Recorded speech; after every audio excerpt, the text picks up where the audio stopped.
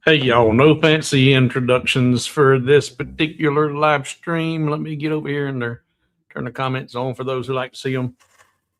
So I've got an idea to design a bird feeder, and I want to do it with as few pieces of material as possible. And I already have the concept in here. And there are certain things that I'm wanting to accomplish with this design that I haven't seen done in other people's um, bird feeders, and it doesn't have to be a bird feeder. This could be something if you're wanting to build a barn or a gingerbread house or something, but there's something about this particular design I want to do to make it for it much more structurally sound for a bird feeder from a weight distribution standpoint and for ease in hanging. And so I've got some ideas that I want to do. I haven't started any of this yet. It's all in here, and we'll get it out. And I decided to go live today because before last year I was doing Saturdays at 3 and 8 alternating, I think. And I haven't done any early live streams lately. So I figured, you know what, I'll pick this time and we'll go live. We'll do this design. And if there's anybody still here who has other issues or questions or problems about anything else, we'll look at those too. So I noticed first one to log in and say anything today was Steve Smith. Steve, if you're iCondor, I sent you some email today about your membership, not just yours. I've been going through and cleaning house today on memberships on the website because as most people know, I wasn't expecting anyone to sign up until April 1st. April Fool's Day was when I was like, okay, go sign up. So a lot of people did, and that meant they came due on or around the first of this month. A lot of those that came renewable at the first of this month had all kinds of problems, pending problems, insufficient funds, card turned off or something, all kinds of problems. So I got flooded with emails about from the website telling me problem with the payment. So that got me to going into looking at all of the pending payments out there. And lo and behold, there were a bunch of pending payments going all the way back to January that I didn't even know to look for because I wasn't expecting any at that time. So a bunch of people got emails from me today about payments that didn't get processed that you may have actually thought were processed, and I have no record of it and show no payment of it. And if you have, then we need to get that updated and corrected. So a bunch of you got emails today. All right. So let me just scroll down through here. Hello, Bob. Glad to see you here. Glad to see each and every one of you here. Looking for any any questions are coming over. All right, good. And there's Terry and Sam. I think I sent you. Yeah, Sam. I actually tried to call you, Sam, and you don't have a voicemail set up. So after we finish this live stream, give me a call. I sent you an email with my phone number, and we'll get you set up. Because, like I said, I went through a bunch of house cleaning today. So, Sam, thank you, Terry. I was getting ready to do that. You were reading my mind. Sam, once this live stream ends, go check your email, look in your inbox, give me a call, and we'll get you access set back up again. And I noticed Bob mentioned this in Saturday's live stream about that where it says prove you're human or something like that, and it doesn't look like there's anywhere to check that you're human, but it's not labeled correctly, but it's the remember me box. In fact, we'll do that real fast and then we'll go design. Let's see here. Let me go over here and open up. There we go. And I'll go here and we'll swap. Let's see that one and swap. There we go. So if I go to log in to the Hobo with Wood, it comes up here. And if I tell it to log in, will it do it? Probably won't do it. No, well, it did do it that time. That's not the back. A lot of times, let's try that again. Let's try go. It'll say prove you're human. If I go to the actual website, log out, and then try to log in.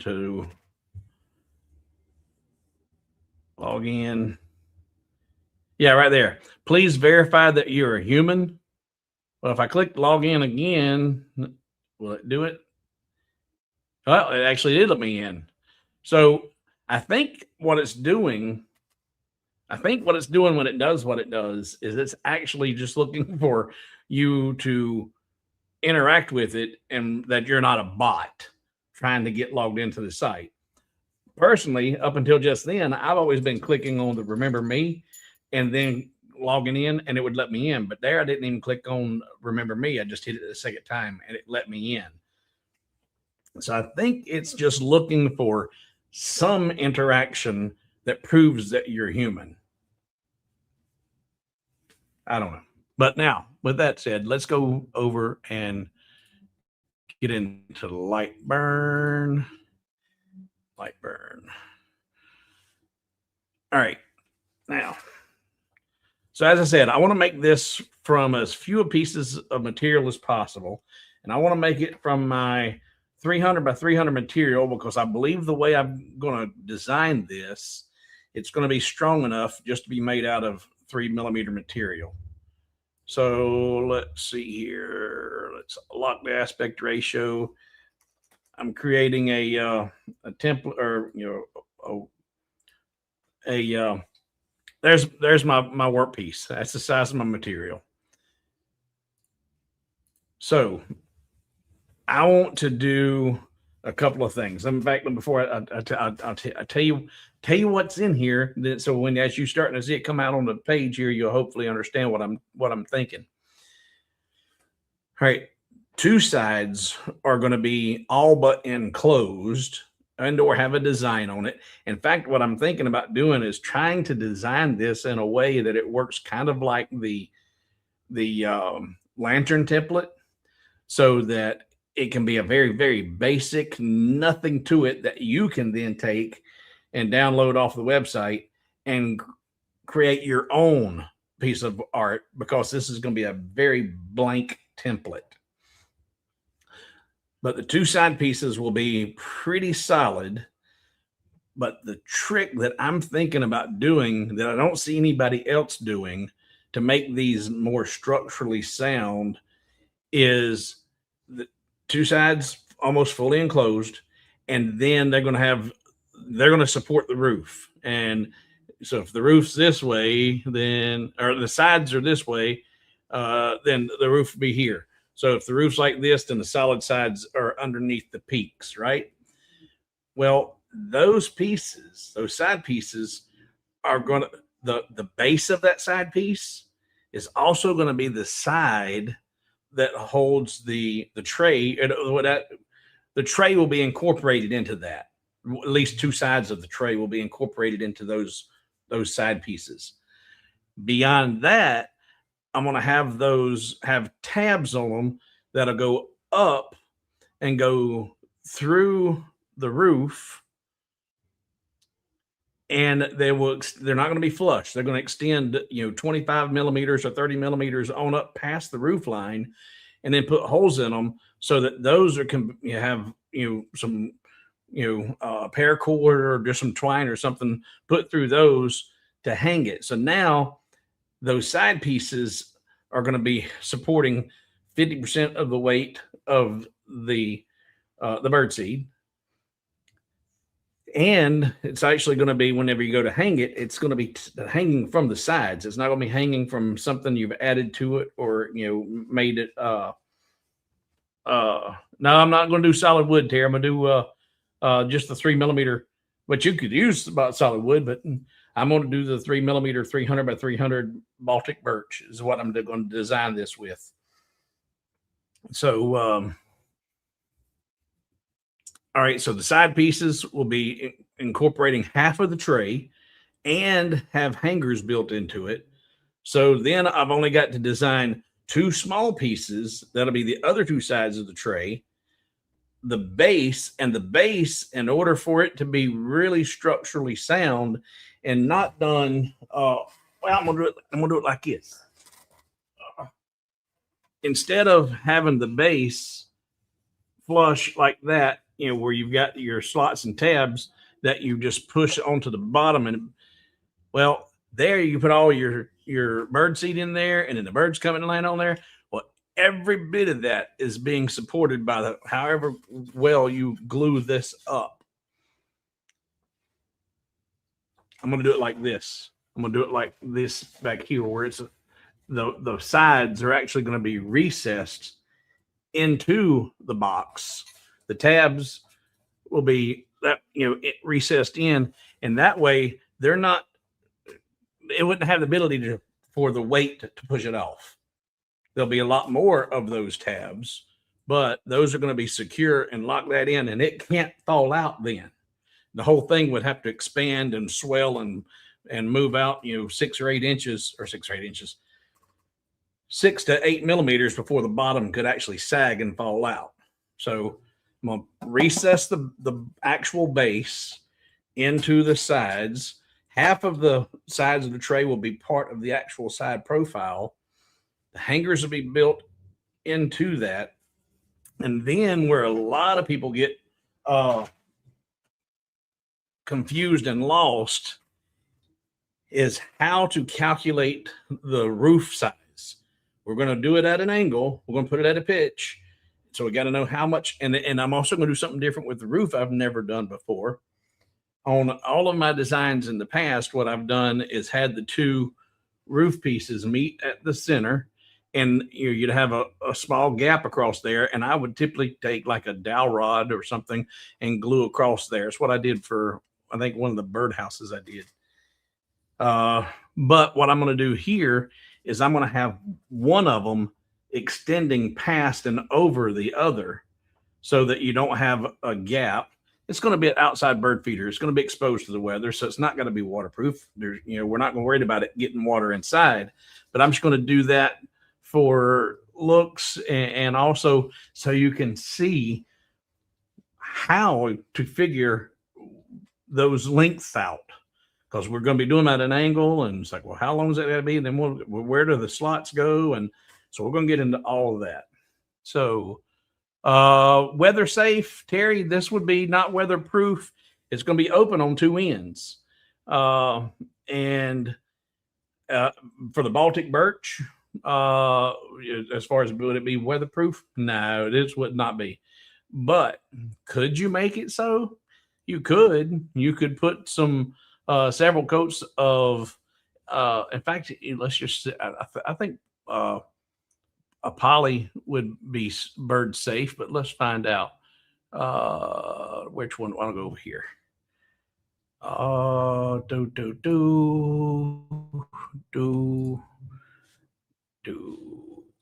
There we go. And would putting several coats of water-based poly on 3mm Baltic birch plywood be safe for a bird feeder?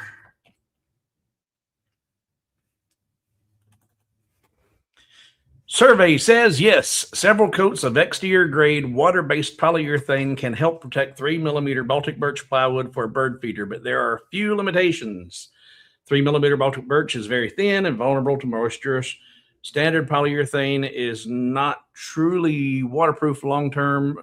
Yeah, because there is, I think urethane with spar, I think is what you maybe want to do more with outdoors. But anyway, you could do this to where it would hold up.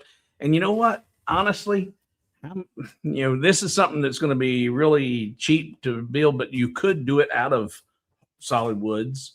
If you have access to the solid woods, that would be big enough pieces. But for season, and you do another one and you do something. But this also, like always, it's as much about learning the technique, how I see what I see in here, and get it from here to light burn, and then from light burn to the laser. So but you could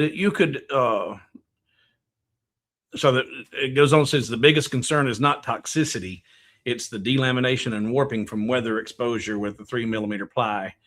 Keeping water out of the edges matters more than the face surfaces. But and I'm playing with poly for the first time, polyurethane, for those drink flights.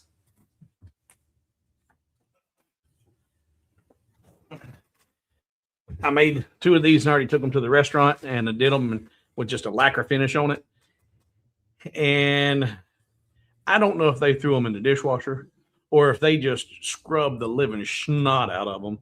But one of them, the lacquer's completely gone in less than a week. So I'm like, okay, that's not going to work. So now I'm got, I think, the 4th or 5th coat of polyurethane on it, and getting ready to put a 6th coat on it. Then take that back and let them see if that doesn't hold up a lot better. And it should, and it will. But I don't know.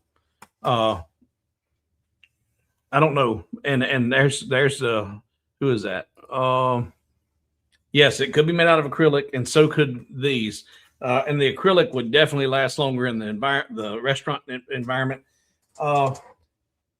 And you could do, get some colored acrylic and stuff like that, and make it look nice. But anyway, so it's all about the design and the process, the procedures, how to get the math right, all that good fun stuff. So let's get to designing. Let's get back over here. So now you got the idea of what we're looking for, or what I'm looking to accomplish. So if I want the overall height of that thing to be able to be contained within this 1200 by 12 or 300 by 300 or 12 by 12 piece of material, then it's going to be, I'm going to say, I'm going to try and keep it about 10 inches tall. All right. And it's going to have to come to a peak in the middle, and the base, you know what, maybe we'll look at doing it about maybe 10 by 10. We'll just see what that looks like. So I'm going to start with and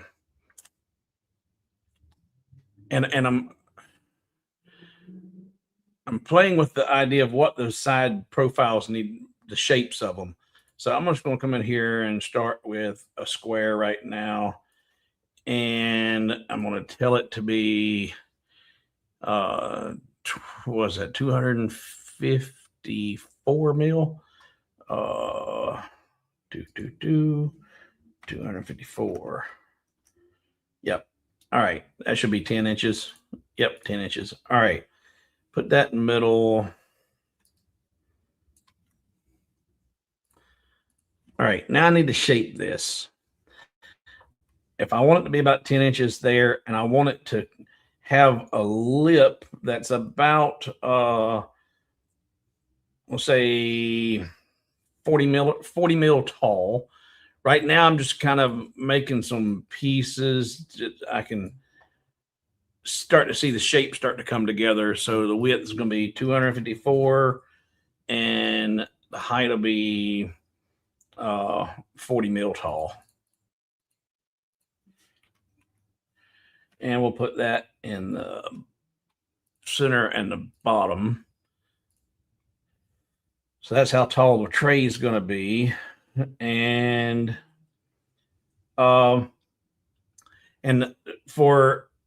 actually, I see what you're saying there about the drain holes. I definitely did the drain holes in the bird houses, but you want to be careful about putting holes in here, because then you got all the bird seed falling out from every time you hit it, and it moves around, jostles, bird seeds falling all over the ground. You could do some very small pinholes, and we can look at doing that. That would end up getting covered though by eventually plugged and covered by the bird seed, but we can figure it out. All right, so, and I'm not going to do this square. I'll do the sides,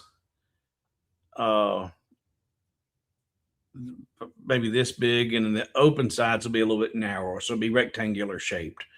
All right, so if that's the height of the tray, then I want to have this piece.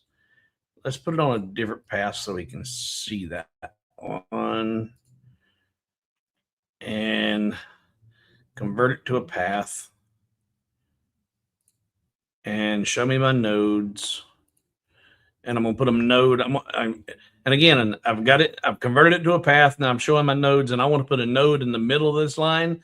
I don't have to go try and find the middle. I can hover anywhere over it and just hit the letter M, and it puts a node right in the very center of that.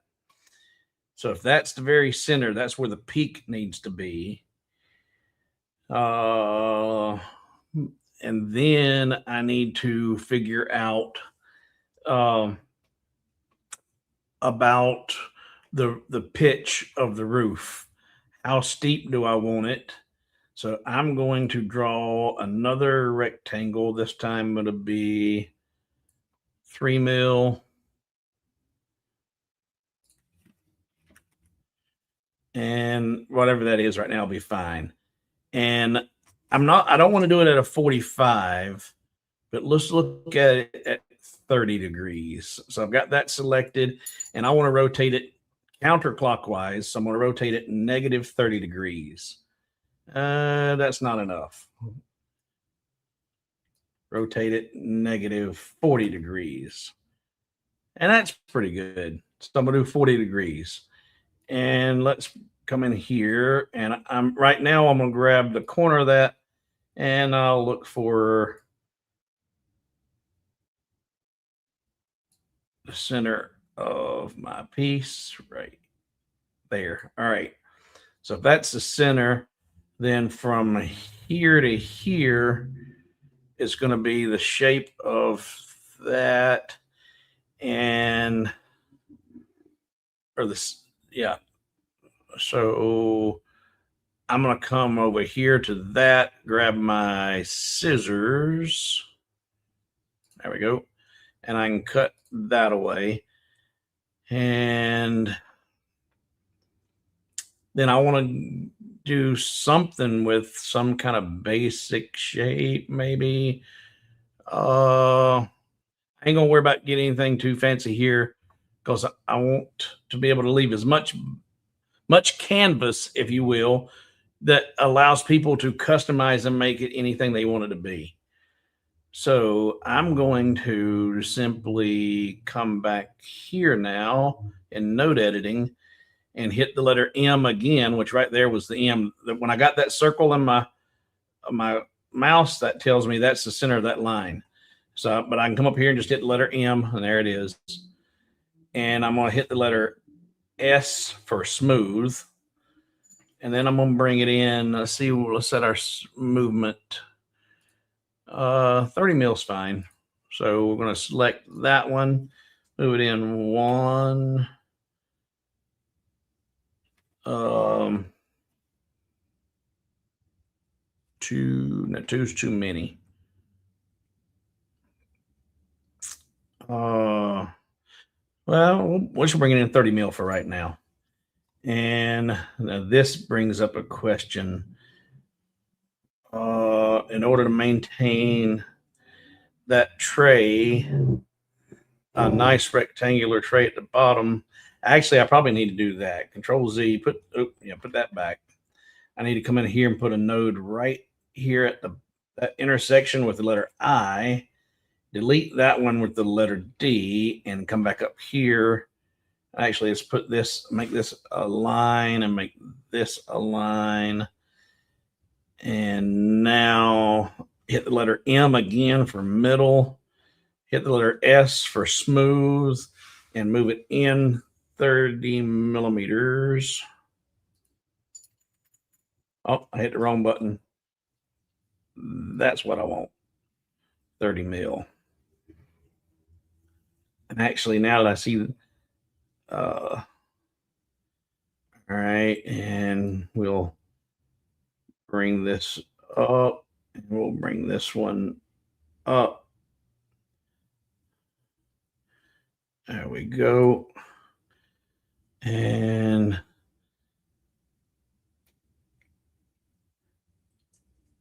I'm kind of liking that. That'll work. That'll work. And now what I want to do is I'm going to, instead of having to recreate all this over here again, I'm going to grab me a tool, go back over my selector, grab me a tool path or a guideline, and I'll snap it right on the middle of that right there. There was the center.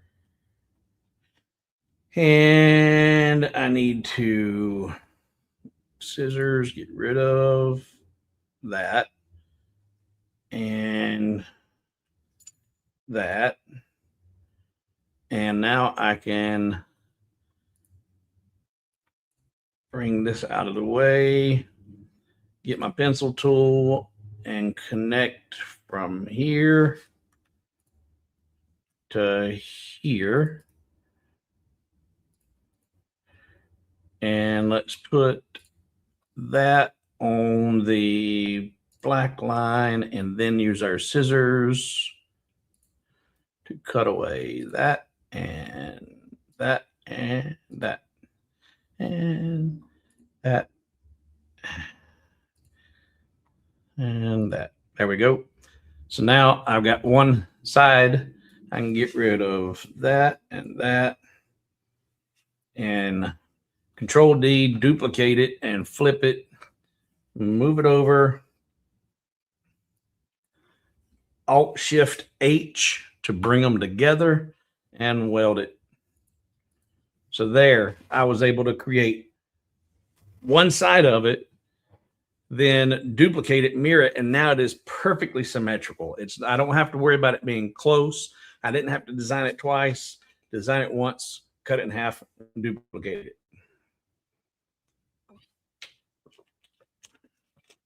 Oh, so there's that. And now let's get back over here. And the reason I went with 10 inches in height is because I want to make this out of as few pieces of material as possible. So by going with 10 inches and knowing that I was going to be having some space left over between the peak and the top of my material, it's very likely that I'll be able to take one piece of 300 by 300 material. I'll be able to get the one side out of it, drop that down toward the bottom of the material, and then be able to cut from that material one of the side pieces. So with two pieces of material, I'll get both sides and the other two sides of the tray. So then I'll need one more piece of material for the two roof panels. So I might be able to make this entire bird feeder out of 3 pieces of material. All right. Now, before I go on with any of the other side pieces and the slots and all, I want to put my hangers in the top of the roof. Now, this is where a lot of people struggle with, how do I get my tabs on here with this at an angle? Well, there's a couple of, you have to do one of two things. You either have to create the tab, the shape and the size that you want it to be, and then rotate it the same angle you got this at.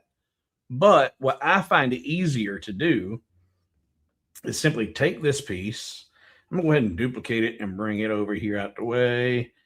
And what I do is I rotated that 40 degrees. I did it negative 40. So if I take this and rotate it 40 degrees, that should be back to 0 right there. And if I go to the rule and look, well, it's 180. So there's either going to be 0 or 180. And if I take that one says it's 180, and if I take this one and rotate it back, say negative 80, then I can look at that rule and see that one is at negative 180. So that right there is a flat line. So by rotating that piece around to where I've got a flat horizontal line, that's easier for me to work and putting my tabs on there. You could do the same thing as far as create your tabs and then rotate your tabs to fit. So if you had a tab that was going to be that shape and you told it to rotate it negative 40 degrees, then you could bring it down here, put it where it needs to be, and weld it in place. I like working this way. I just, when I'm I like working with the straight lines. And now I can come in here and see, nope, not that. Here, grab my rule. Is that length's 160 mil, give or take. So I'm going to give it four tabs, I think. And one of those 4 will be large enough to stick through the roof and have a hangy hole. All right. So if I want to do 4 tabs, then I need 5 spaces between them. So that's 9 places. I need 9 vacancies across this area if I want to do 4 tabs. 4 tabs and 5 spaces. It makes 9. So that's 159.75. So I come in here and I'm just going to draw out a tab right now. I ain't even going to worry about the size. But now for the width, I come up here and I tell it 159.75 divided by the total number of spaces I need. I need 9. And enter. So I need 17.75 millimeters for my total width. So I'll have equal distance, and I'll show you if I put that right on the corner right there, and then I create an array with no spacing between them. There you go. Right to the corner.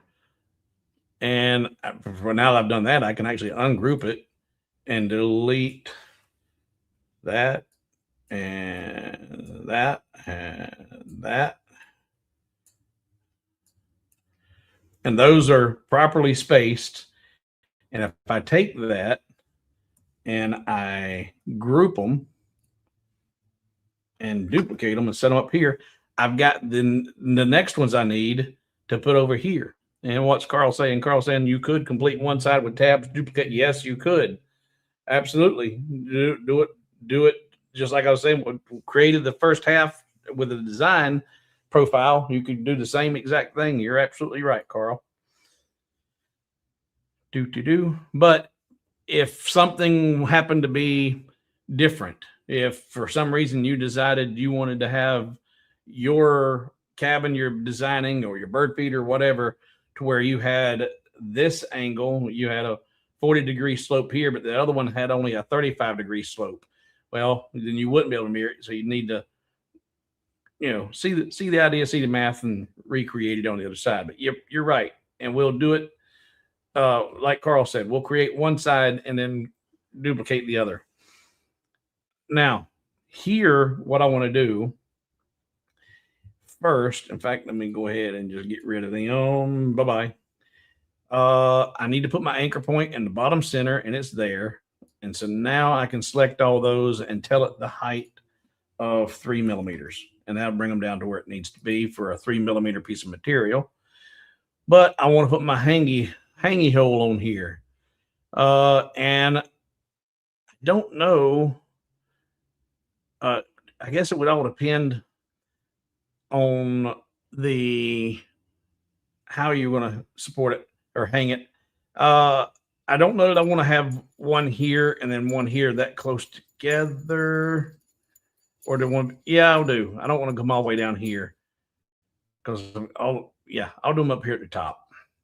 So what I'm going to do here is ungroup those. Select this one. It's 17.75. We're just going to draw that up. Don't really matter. We'll give it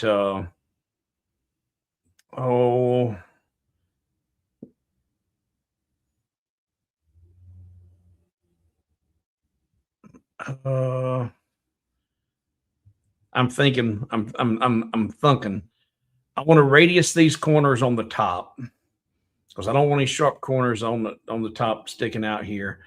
And if those are radiused out, then I need to have a hole here in the center that's large enough for my twine or my paracord or whatever, but it still be strong enough. In fact, what I probably will do, I will probably reinforce this. Now that I think about it. I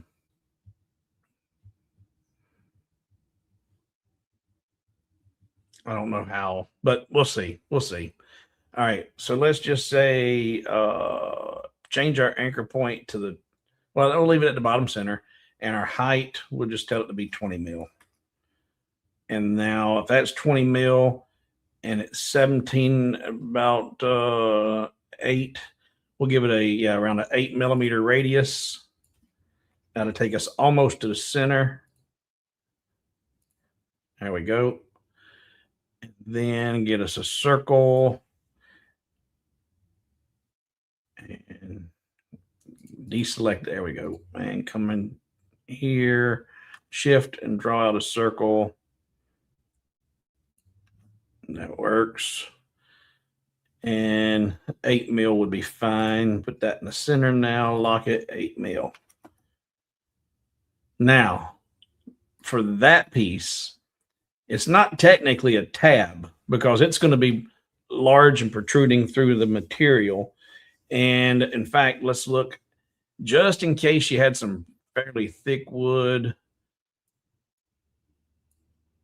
and you were doing it out of 4 millimeter material. If that was down here, yeah, you still got plenty of room there for your cord. But you know what? Let's center that up. I'm going to change that back to 3 mil. Oh, not 30, 3. And I want to put that hole in the center between the top of the roof line and that there. And what I'm going to do is I'm going to draw a straight line from the top of 3 millimeter material to the top of that piece right there.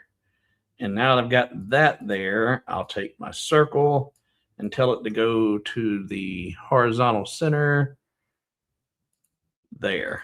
So now when the roof is on there, that hole will be evenly spaced and that'll look good. All right, so I can get rid of that. And now I can take this and just draw it anywhere. Oh, I didn't mean to do that. I did, but I didn't realize I'd mess up my radius. So let's undo that, Control Z. I'm curious, if I go to node editing, I should be able to just draw those two down. Yeah. See there, it doesn't stretch out my radius. Let's look at that again. So if in case you were turned away and you wasn't watching, if you've got that selected and I've got my radius exactly the way I want it, and you draw that down, you see how it elongates your radius? I don't like that. But if you use your node editing, you can select your nodes and just bring them down. And that will maintain those nodes' position and not elongate your piece. All right, so I'm done with that. We can get rid of that. And for these 3 pieces, they are 3 millimeters now above the center. I can just drag them down, doesn't matter. And then grab all of these, group those together, and weld it. And that's done. All right. And now that's done for what I want to do. Let's go ahead and duplicate that half. So we're going to rotate it clockwise 40 degrees. So to rotate clockwise, it's a positive number. There we go.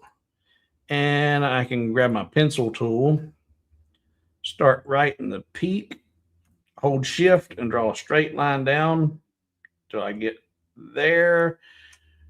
And now go grab my scissors and cut it away.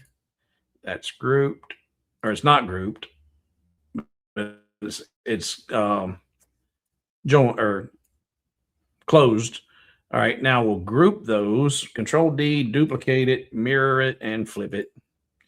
Use the arrows to move it over. Hold shift, select that, and alt shift H to bring them together.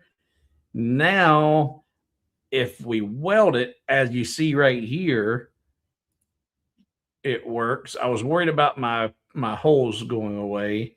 Control Z. If you ungroup it and you grab just those and weld it, yeah. I was worried those might disappear with it grouped, but they didn't. But okay, there's that. Now we've got the side profile. Let's group that back together so it don't go nowhere. Now, I want to grab that. We'll bring that over just because I don't like to modify pieces without keeping an original somewhere in case you need to go back to it. But if I've got that there, am I going to have 20 mil?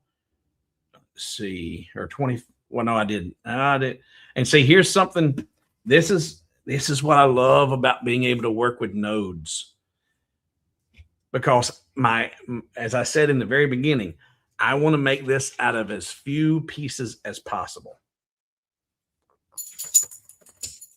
And now that I can see that I've got those hangers on there, I don't think I'm going to have, I think I did 40 mil for the tray. Let's put that piece in the center, send it to the bottom. Gigi, Bob says hello. Now let's look at my move tabs. Shift arrow is 2 millimeters. That'll work. So I'm going to bring this up 2 millimeters from the bottom. You know what? We're going to 4. There we go. And now look at the measuring tool and how long. Yeah, I did that at 40 mil. So if I had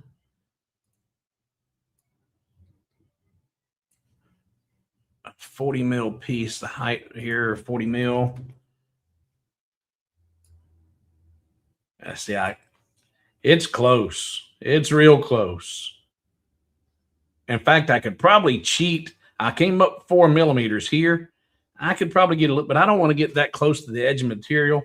I don't know about you boys and girls, but for my Baltic Birch 3 millimeter, the closer I am to the edges is where I find more of my problems, the problem areas. I get a little more imperfections in it. So anytime I'm cutting, I like to be about 3 to 4 millimeters from the edge.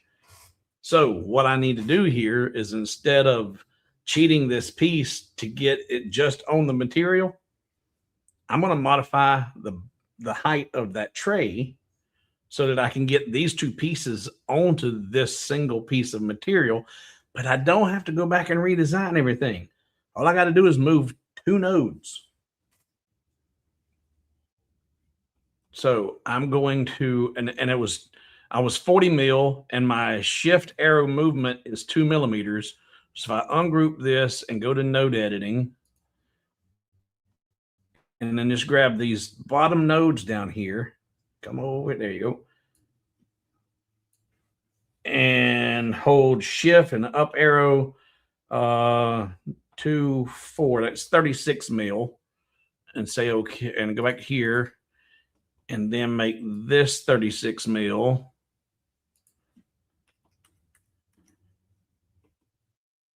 Let's grab all of that, group it back together, bring it down.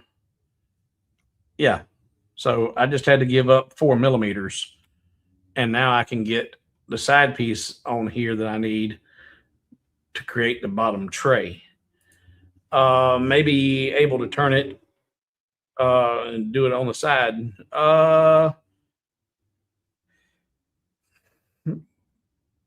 I don't know if you could or not, but this definitely works. And you might, I don't know if you could have, because this is almost a square piece, and if you started rotating it, uh, to try and get it to where you get more. I don't know that it would get there, but hey, that's always a possibility. Looking at trying to rotate your piece to get more out of your material is always a possibility. All right, so there, but that definitely works. But now, if this bottom piece is that's 10 inches, let's do this other 8 inches. So, we got that, and then we're gonna come up here. And I don't know what 8 times 25.4 is, but I don't have to know. All I gotta do is I know I wanted 8 inches. I can come over here and put it in inches, but I can also just say 8 quotations, 8 inches and enter, and it'll do the math for me. And there it is. There's an 8-inch piece, and I needed to keep that. I had my aspect ratio locked. Let's go back, Control Z, unlock the aspect ratio, 8 inches, enter, and there it is. So there's my side piece. There's my side piece. Ain't she cute? My wife likes her. I ain't got no wife.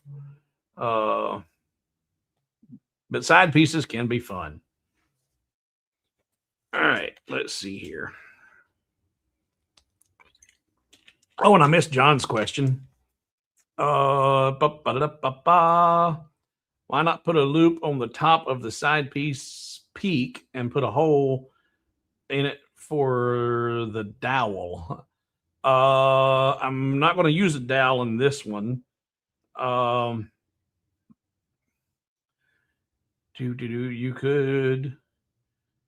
You could do that. You could, and I don't know if you were here in the beginning, John, but I had this kind of an idea mocked up in my head and thought, okay, I think I can make that work. And a lot of people will put hangers on it, and they either glue them to the side or they'll put them in a slot in the roof. Well, by putting them in from the top and then you're hanging from that up, well, the only thing holding those hangers and that rope together is it being glued to the roof area. So by incorporating it into the side piece, it's making it a whole lot more structurally sound. And if you do it in the peak, you could do it, but it's going to complicate the roof in ways that it can be done, but it's more than I want to think about right now. And then so by having these one on either side, when you tie a knot on either one, you create a nice little loop. It's going to find its natural balance and hang evenly. So that's my mindset, my thought process on that. All right, so now I need to do a couple of things. I need to be able to join this side piece to this piece, and this will be done. I'm going to put these. I'm going to recess these as well. So what I'm going to do is come in here with what would you do? 36 mil on that, was it? Yep, 36 mil. Four.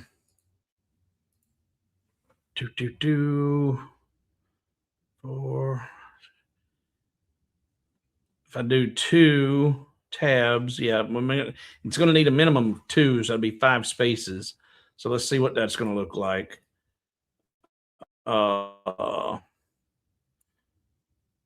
to right. Unlock the aspect ratio, 3 mil. 36 is my overall length. And if I want 2 tabs and I need 3 spaces, so I need 5 divided by 5.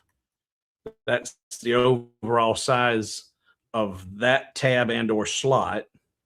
And that's 7.2 mil. And instead of doing an array, you could just duplicate it and bring that up here to that corner and then grab that corner and put it right there. And select both of those, duplicate that, bring it down here. Oh, I didn't stay together. I didn't have them grouped. That was my fault. And then I can get rid of that one and that one. Now those are spaced where I want them to be. I will group them and I'll bring them in to 4. 4 is enough. 4 mil. And then I'm going to, are those grouped? Yep, hold that, select that, do my circular array 2 times and say okay. And that puts them right over there where they need to be.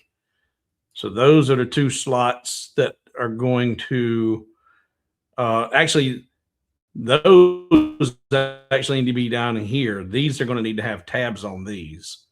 So I'm going, I just grab my template. Let's put that back. And let's grab those and Control D, duplicate them, move them outside here and bring it Alt Shift H to there. Control D, duplicate, move it out. Hold Shift, select that, Alt Shift H to bring them there. So that'll be tabs that will need to go into the slots that I put on here, which will be this and this, and group it. And we'll send it to the bottom center of this. And we'll, couple of different ways I could center these up, but I'm going to, actually, I just do this. I'll ungroup that. I'm going to come here to this corner. And actually, you know what? I'm going to try something different. With these grouped, and if I grab the center there and I come over here and look for my center line right there, that should be centered. That's my snap cursor with that circle. That should be centered in between that 36 millimeter piece. So if I bring it back inside, hold Shift, and then tell it to align to the left, there it is on the edge. And then I can hold Shift and bring it in to 4. That's in 4 mil. Take that one, hold Shift and align it to the top of the other one. And there it is. Bring that and tell it to go to the right side and then bring it in, hold Shift to 4. There. So there's my slots. I need to weld these tabs. So grab all that. And actually, you know what? I don't know about you, but I have so many problems when I go to weld my tabs onto my pieces now. I don't even try to make sure that they're lined up where they should be because these were docked right up against it. But almost inevitably, 1 out of 4 don't get welded. In fact, let's just go look and see. Those are grouped. Hold Shift and now try to weld it together. Oh, those all worked. But more often than not, they don't all work. So what I do, and what I'm out of habit now, is I will intentionally drag those in so I don't have to go back and fix it. And then with those grouped and weld it, it's guaranteed to be right. And as long as you're dragging them in, the height of your tab is never going to change. It's going to be spot on. So now I've got 2 sides and 2 sides of the tray. Now I need to get the, so let's get rid of this for now. Do the tabs and slots need to be raised from the bottom of the side pieces because of the floor thickness. Uh, no, I'll account for that whenever I see. It's a good question. You're thinking. Um, but whenever I design that interior piece, the floor, I will account for those side pieces in that, and whenever I design that floor. But good question. All right.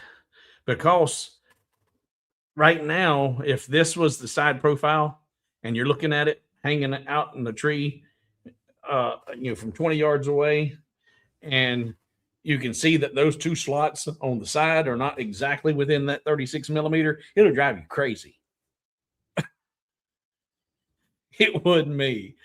So if I was to raise those or move those to accommodate for the floor, uh, it would work. You could make that happen, but you wouldn't see that from the outside.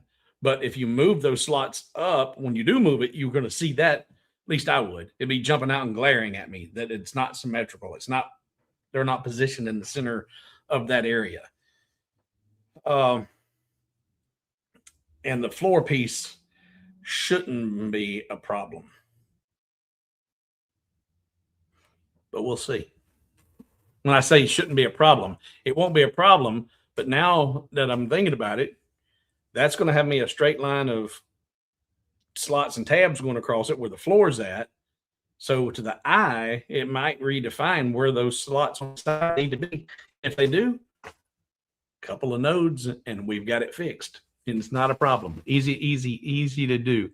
And is it better to have two smaller tabs than one big one? I think so. And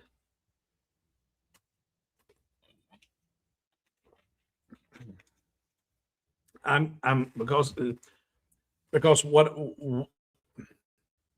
if you have one big one that's a 3 millimeter tab and it goes in, doesn't matter how it doesn't matter that it's 30 millimeters long, it's only 3 millimeters deep. So you've got 3 millimeters of glue at the top of this one tab and 3 millimeters of glue at the bottom of the other side. So you've got 6 millimeters of contact that you're gluing it up. But if you take and make two tabs in the same area, now you've just doubled 3, 6, 9, 12. You've just doubled your amount of contact for glue up. So that's why, and I look at it when I see that. If any of you are nautical or live on a lake or anything, the more curves you get see around a lake or a shoreline, the more linear feet it is, the longer it is. And it's kind of the same thing there. I've just added a whole lot more contact area, a lot more places to glue it up versus if it was just a straight line, you're like at the beach. You start giving it all this, you got more contact area. So that's how my brain works with that. Late to the game. Oh, well, I'm sorry. You got that nasty word. It's math and family. Uh,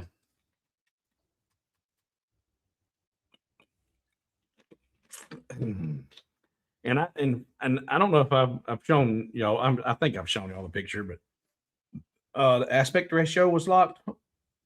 What you talking about, Willis? I don't have my aspect ratio locked now. When was the aspect ratio locked? That I might have messed something up. But I used to look like I think it's Chris, right? Santa is Chris. I did that. I actually went to a Santa stylist down in Atlanta. Did the whole thing. Had all the solid white hair, even the eyebrows, everything, and as white as snow. But I didn't do it for Christmas. I did it for Halloween, and I was bad Santa. So let's see here. Uh, yeah, I'm a little confused about where you said the aspect ratio was locked. because I don't have it locked now. And I had it locked earlier whenever I did something and I unchecked it and redid it. But I don't think I've created a problem that I know of. So we're going to move on. All right. So now let's, while we're looking at this profile, let's calculate that floor and see if, who was it that was mentioned that? John. Let's see if John was seeing it and was thinking about it, and he was already a step ahead of me. I knew what I want to do with how I want to place it, but from a visual, just strictly aesthetics, from the side profile, once it's assembled, what's going to look better? So this piece right now, I'm going to grab another toolpath, and I'm going to come grab me a rectangle tool, and I'm going to draw just a rectangle from the top of that slot to the bottom of that slot. All right. Now, obviously, it's not going to be that thick, so let's put our anchor point at the bottom and leave our aspect ratio unlocked, and we will come to our height and tell it to go 3 mil. So there is the side distance of that floor. And let's see, I'm going to duplicate that, and I'm going to bring that over here. There's the side width of the floor pan. And now let's look at what the slots are going to be. And I'm just curious. Back to Jared's question about the 2 smaller slots versus the one big one. I'm curious. Does anybody disagree with the way my mind was thinking about having by having 2 slots, I've got 4 points of contact where the glue is going to be gluing up instead of having the 2. Am I wrong?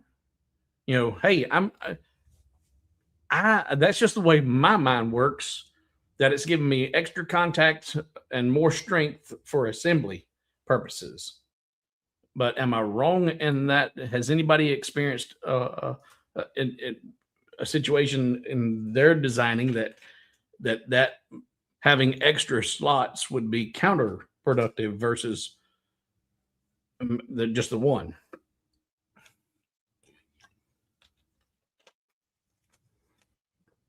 Oh,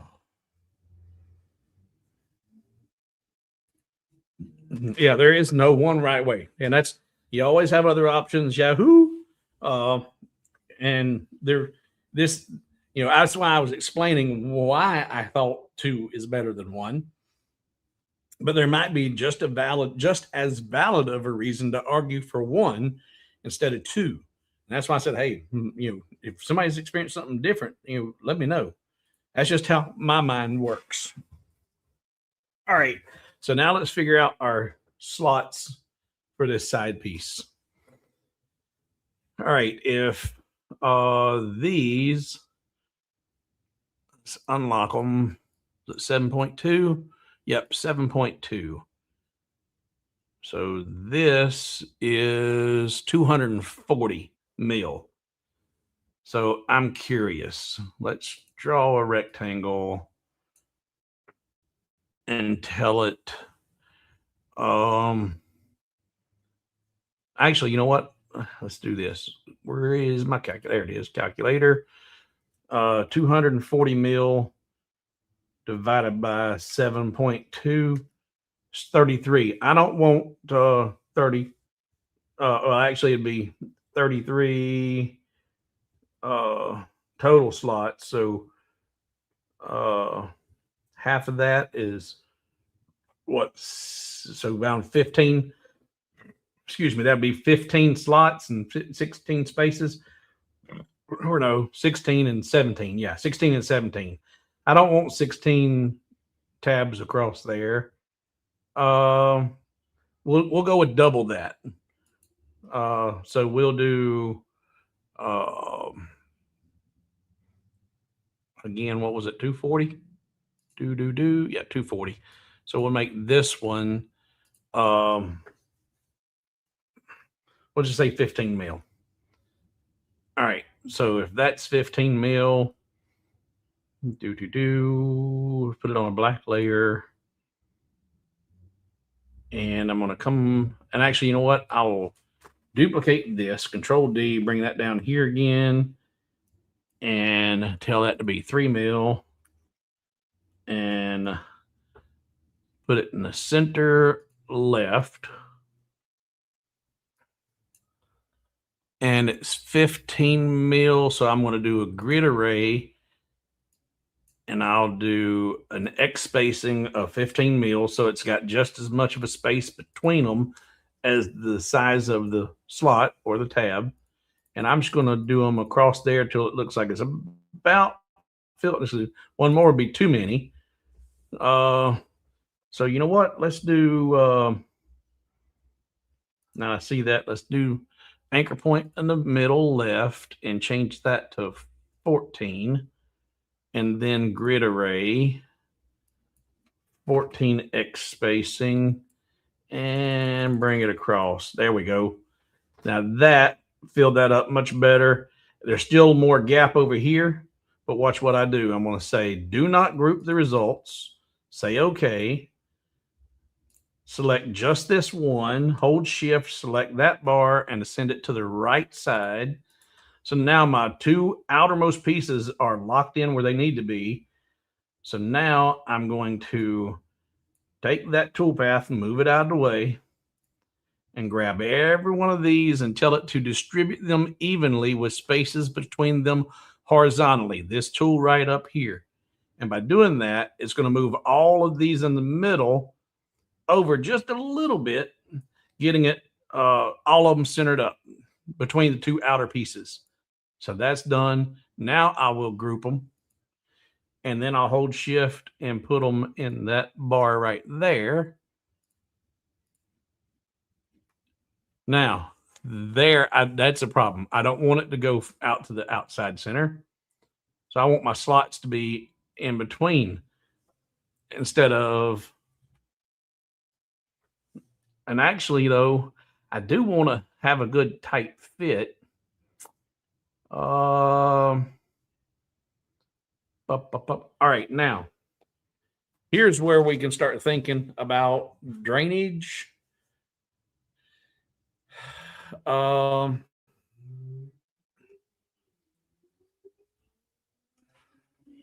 That's going to go.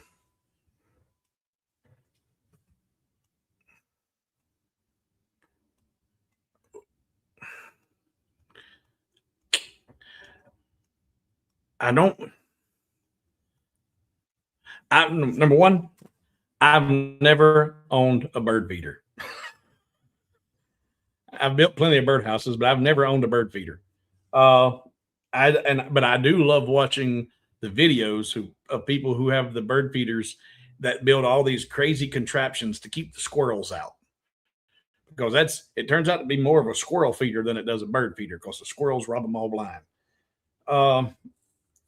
So I've not ran into a problem where you have the issue of, we want to have a roof on it. And I really don't think that that drainage is going to be too much of an issue with a bird feeder. You want to have some places in a bird house that you can allow stuff to drain out. You can wash it out, clean it out, gets out. But on the bird feeder, I don't know, because some of the bird seed's really, really small, and that's just going to be going through the holes. So I think what I'm going to do is just move those in away from the corners and redistribute those again. They will eat the food before the water pools. Yeah, I live in the desert. And I'm also thinking that since it's going to have a roof on it, it's not like it shouldn't be pooling water in there anyway. You should have a little bit of moisture that could get in there, but unless it's a torrential downpour, it's not like it's going to be blowing in from the sides and just filling up. So I'm not going to worry about drainage on this. All right, let's look at this. First thing I'm looking at is this is not at the right height. So that actually might solve itself because this came in 4 millimeters. So let's grab all of this. Let's group that, hold shift and send it to the bottom, and then bring it up 4 mil. 1, 2, 4. And that puts it right at the corner. It's a little bit weak of a weak area. So I still need to bring that in, the tabs in. The floor needs to be out to that area, but the tabs and slots don't need to be. So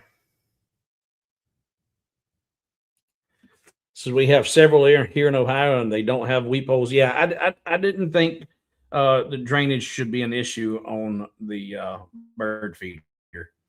All right, so my 240 is a fixed number. That's not going to change, but I don't like, and that's the height that I want to have that at. And I need to bring my slots and tabs in. So what I'm going to do is I'm going to ungroup that. I'm going to ungroup it again. Let's grab one of them, and I'm going to bring it in 2 millimeters by holding. And my movement tabs right now was my shift and arrow movement is 2 millimeters. 2, 4. We'll go with 4 because that's 4 millimeters in from the edge, 4 millimeters up from the bottom, and 4 millimeters away from there. All right, so if that's at 4 and 4, then I can grab this one and come over to 4. And then, just for giggles, let's see what that looks like. Let's actually go to cuts and layers, turn off the toolpath. Then we're going to do the same thing. Let's make sure that these are grouped. They are, and we'll group it with this one so that they don't get mixed up when I draw out and select. So I grab all of those and distribute them with space between them. There we go. I'm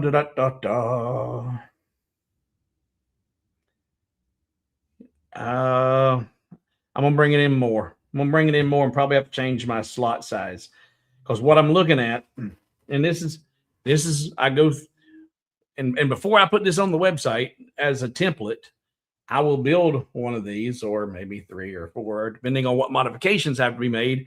Because until I start to see it, I don't know what I like, and then just because I like it, don't mean it's going to work. Here, what I'm seeing is those large spaces between those tabs across the middle of it, and then how close it is over there to the outer edge on that over here. This gap is bigger than that gap. I think I would probably want to see about the same. So what I'm going to do, this was 14 mil. You know what? I'm not going to make them any smaller. I might just do this. Let's try this.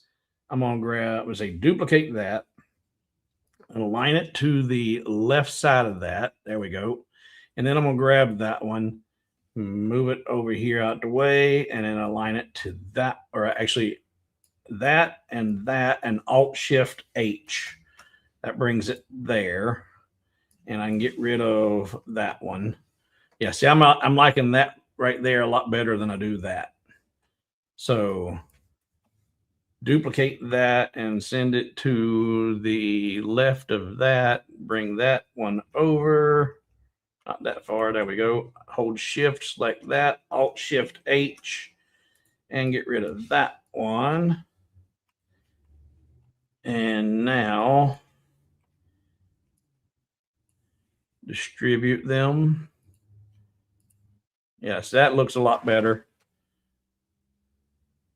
Yeah. And I'm just curious.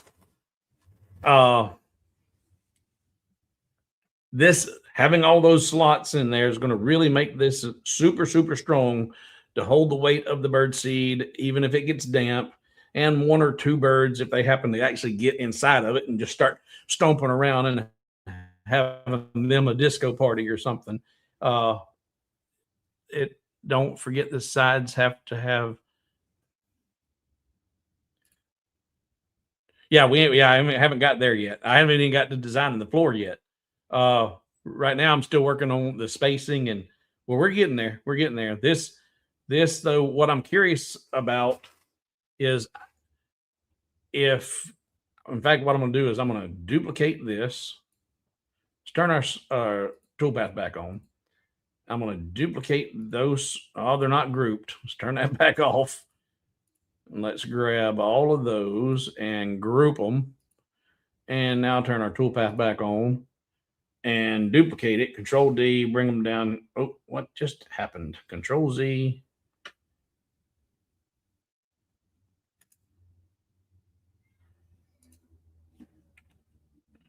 I don't know what happened there. That was weird. All right, so now I've got those. Now what I want to do is ungroup them. I'm going to grab one of them and delete it. And then grab all the rest of them and distribute them again. Oh, I didn't mean to do that. I hit the wrong button. Distribute them. That's not just. Oh, I've got two. See, that's why you turn that off. Turn that off. I was distributing them with that toolpath, and that was messing it up. There we go. By doing that, though, now I've increased my size, my spacing here versus here, throwing it off again for me. So I'm going to go back to what I had. Get those, turn that back on. And that's why I create duplicates, because I can just put that right back and be done with it. All right.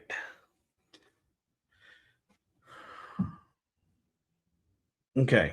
So I need to duplicate those, Control D, duplicate, bring those over here.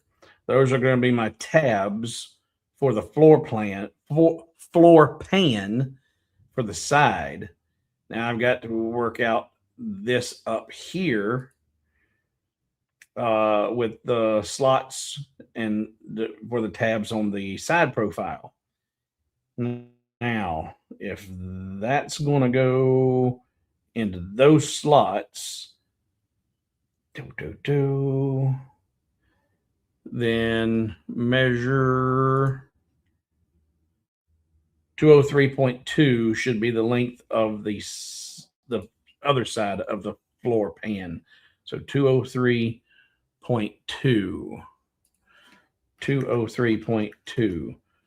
That should be the floor pan. So those go with that and go to the center and Alt Shift V to bring them together vertically.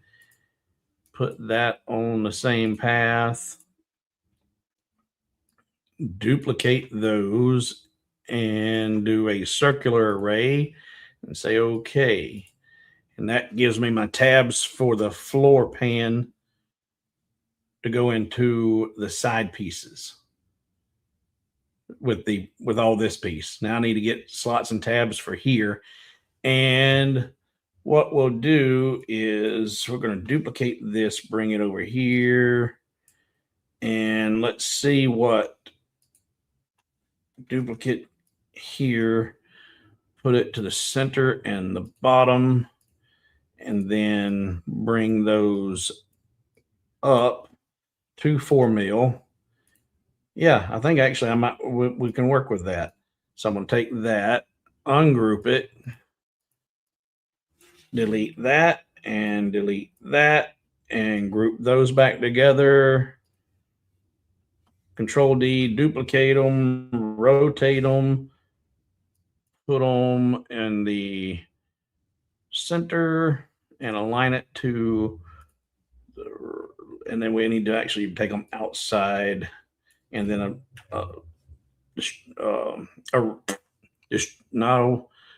Alt Shift H And then we can circular array 2 times and okay. And so that right there, once I weld them together, that should be the floor pan should be. And that's the side.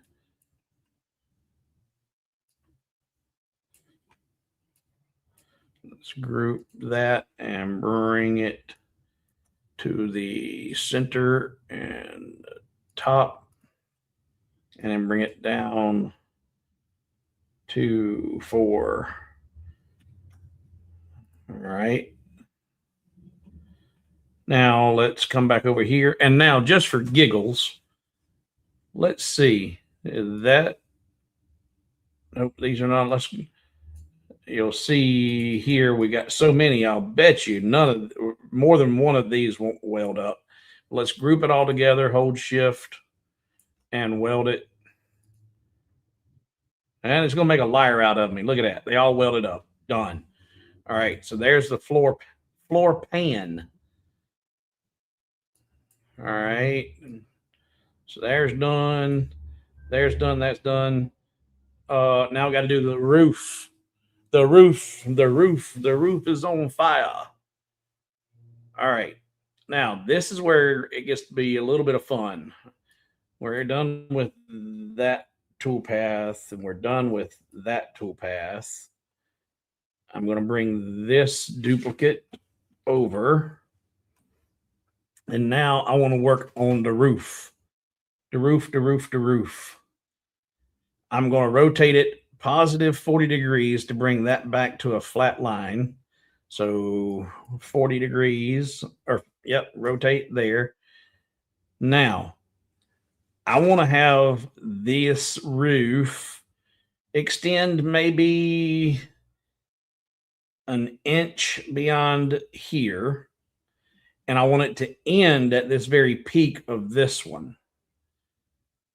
And this one, I'm going to have it extend an inch beyond and then have it extend an additional 3 mil here so that it overlaps that piece and it doesn't have a straight line in for rain to come into. It is, it's not going to be waterproof, but it's just going to be a little bit better. And it won't have an open gap across the roof line.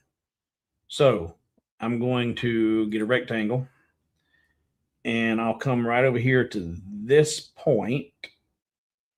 And actually, now that I think about it, I'm going to have a little bit of a problem. This is something I didn't even think of until just now. Because these are at 2 40-degree angles from each other, I'm not going to be able to take this first piece all the way to the point. And I'll show you why. If I start here at the point and I draw out a rectangle and I come out here to about an inch past it or so, and that's about 3 mil. We're not going to worry about exact right now because I'm going to show you why I can't do what I thought I was going to do, but it's not going to be that big of a deal to fix. So if that's the size I wanted, I'm going to group that. Then I'm going to rotate it back negative 40. And let me put this anchor point at the bottom so it doesn't keep going all over the place. So there we go. And now I need to rotate it back another negative 40 to get me a straight line here. And if I come and grab me a rectangle and start at this point and draw a rectangle all the way out here, that's about 3 mil. See right there? See, I've got interference. That won't let me bring this piece all the way up, which it won't matter. I just need to, now I can see it though, and I can see how much smaller I need to make it. But let's see what Sharon's. Don't you have extra slots on 2 sides of the floor for this created? Don't you have extra slots on the 2 sides of the I don't think so. I mean, well, look, because I thought I copied and let's see, duplicate, rotate. Bring that up here. If this is what you're talking about, that's right. Is that what you're talking about, Sharon? Did you think? Because I did have two extra on either side, but I deleted them, and so now that lines up with there, and that's going to line up with there. Control D, duplicate, and bring that up here. Oh, I didn't have that grouped. I need to grab that and group all. Well, it's not going to work like that. We have to do it from this side and group it and duplicate it, and then check that with there. And that's right. Was there somewhere else that you're thinking I had too many? Because those look right to me, at least right now they do. But now here on this roof, people's like, okay, well, now I see I've got some interference and I need to make this one shorter. So if you grab this piece right here, and right now you see it's all grouped. If we ungroup it enough to where it's not, and I can grab just that, and if I shrink this down right here, it's going to change the shape of it because it's not perpendicular. It's not either horizontal or perpendicular. So it just changed the width of this piece. Then if I'll prove it by taking it up here and tell it to rotate it 40 degrees. And not 40, negative 40. Negative 40. Oh, where am I at? But you know what? Undo, Control Z. Instead of having to try and figure out what the math is, I'll get me a straight line. I'll put this corner right on that straight line and then use Control 2. And I'll select that corner. And then I'll come up here on this line and grab it and just rotate it up to that line. And now that's perfectly straight. And now when you look at the width, oh, I just changed it by scrolling. Dadgummit, Control Z. And go back there.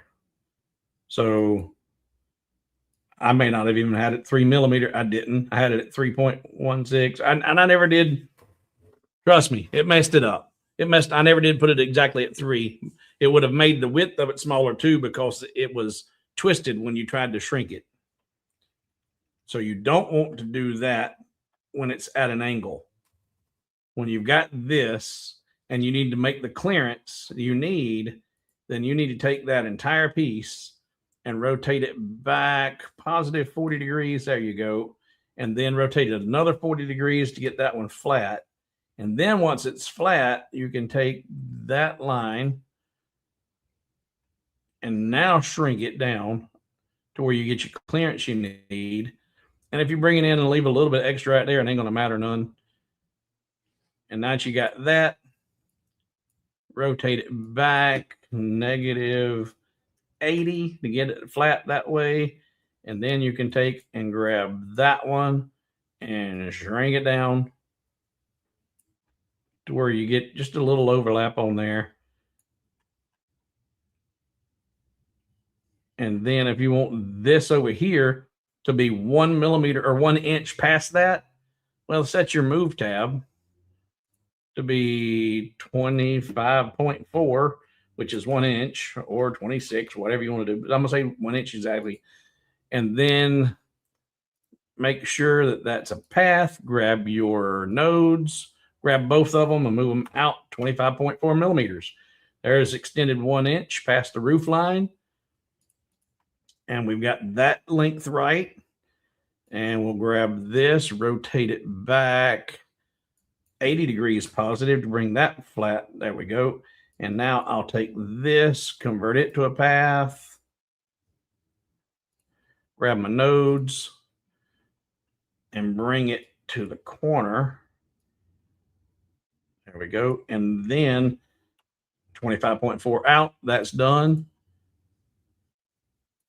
Rotate that back -40. And there's a roof line. So it's starting to look a little bit like a birdhouse. Starting to. And I fully intend to leave this as blank as possible without putting any artwork on it or anything. And this will be a very, very inexpensive download, even for people who aren't members on the website. I'll probably do it for like, $1.50 or $2 to download this template. And then I'm going to show you how easy it is. If you didn't want to have just that blank side, what if you wanted to make that side look like a tree? You could do it with this template.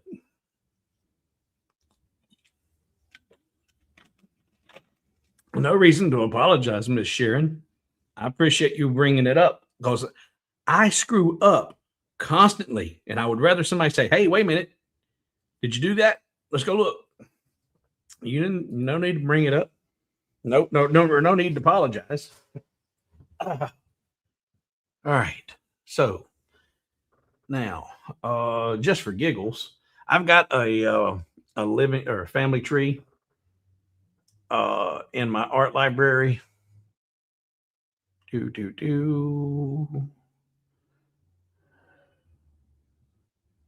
Come on. There, family circle. Well, all right, let's go to trees. Trees. There it is. I got a tree of life. And then I've got a bear tree. Not a bear tree, but a bear tree. I'm gonna look at this family, the circle of life. Bring this in here, and because that actually might be kind of cool to do.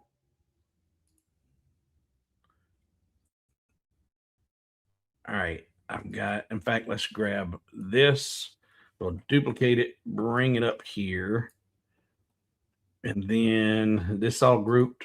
Yep, and bullseye that. And it doesn't need to be bullseye, it needs to be lowered. Something like that. Now this takes some serious time to cut out, but I'm seeing that it would be pretty strong. I don't think it'd be that much. I don't think a design like that would weaken it too terribly. But let's see which one of the Boolean tools do I need. I need to get rid of this outer circle. So let's ungroup that and delete that. Grab all of it, hold shift and deselect that and group all of that back together. And then hold shift and grab that. Let's go to our Boolean assistant and not that. I don't think that's right either. No. I think I might want to use cut shapes. So I want to duplicate what I've got those circles up there. Let's ungroup that and we will we'll put those on a different, and I'm getting a squirrel, but this would be what you might would need to do if you want to do something fancy with your template. Cut some layers, turn those off. Now duplicate this one. That's the shape. And then I'm going to select this piece, hold shift and select the shape. And then tools, is there edit? Where's my cut shape? Arrange. Oh, edit. Cut shapes. There it is. Alt-Shift-C, cut shapes. And that leaves everything out there that I don't want. Delete everything I don't want. And then, I don't know. Let's see.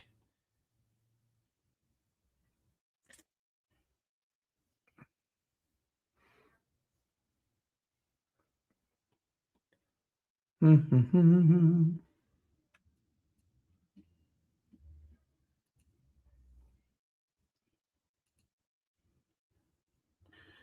going to turn that one off for a second. That's what I thought.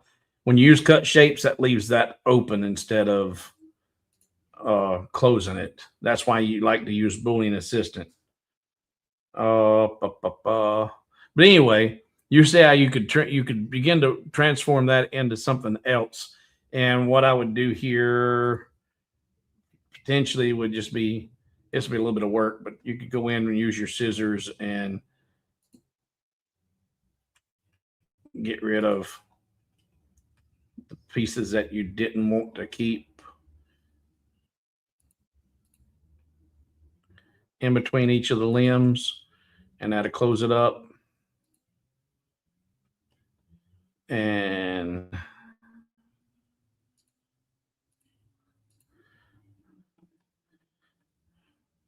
there, it didn't close those up. And so you hold shift and grab, actually get each selector tool, hold shift and grab that. Oh, it's not, that's group. That's why I ungroup it. And if you grab that, that, and Alt J, didn't do it that time. Let's try just the two. Oh, there's, how many is that? Did that join? Nope. Alt J, that joined. Alt J, that joined, and Alt J. That would work. And you just keep going around and keep going around. But you can see there that you would have, you might have to do a little fudging or playing with the slots and tabs, but you could create something funky like that for your side piece using the template that we're going to create. And if you decide, you know what, I don't even want to do that, I would be just as happy with grabbing the art library and say, you know what, I'll just cut it out. I'll bring it down, and I ain't worried about keeping because the symmetry. I should make it as big as I want it to be in the area that I'm at, and cut it out of that area, and have a cutout and keep your the original shape the same, but that just cut out of the side. But anyway, I digress.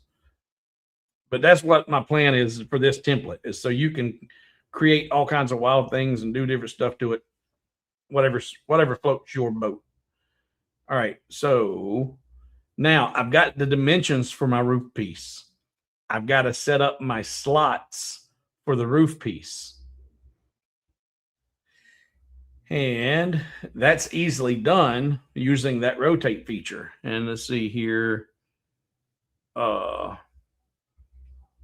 And I'm going to grab the whole thing. We will rotate it 40 degrees.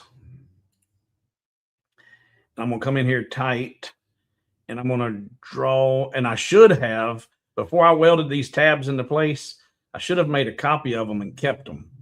But I can just grab my rectangle tool and just draw out a rectangle that fits right in there. Draw out a rectangle that fits right in there. Oh, I didn't have my rectangle tool selected.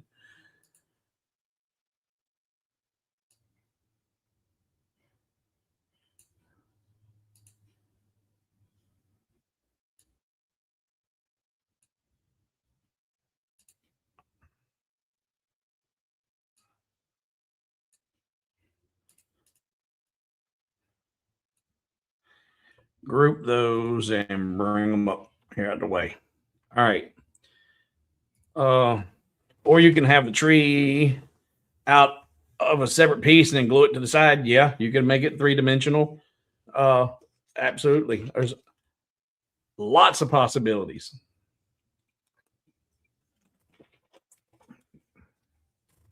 The one thing I would do though, or be careful about, and I mentioned this on the birdhouses before. If you actually put a bird, a silhouette of a bird, or even an engraving of a bird, or anything like that, that could potentially scare birds away from coming, because if it's a timid bird that wants to come and it's like, oh no, that's a bully, and I ain't have nothing to do with him. He can have that food. uh, so you might be careful of that. Swap back over. All right, so I just made 4 of those using the existing tabs that were in the roof itself, or on the side piece. Those are grouped. Now I need to know about the size. I've got, let's grab this right here and duplicate it. We're going to bring it up here and rotate it. So there is the height of that roof panel. But how big does it need to be? How long? How the width here? And what's the width? I've got the height. What's the width? All right. If this is the width of the tray, and I've got an inch overhang on the bottom side, I want to give it, why not? We'll give it an inch overhang on either side as well. So if this is 209.2 from, and this is coming from the edge, because there's going to be a 3 millimeter piece, the side piece is going to be here. So the total width of that is 209.2. So this will be the width of 209.2. I did 2 decimals there. Plus, we'll say 50 mil. That'll give me about an inch overhang on either side. So there's the height and width of that roof panel.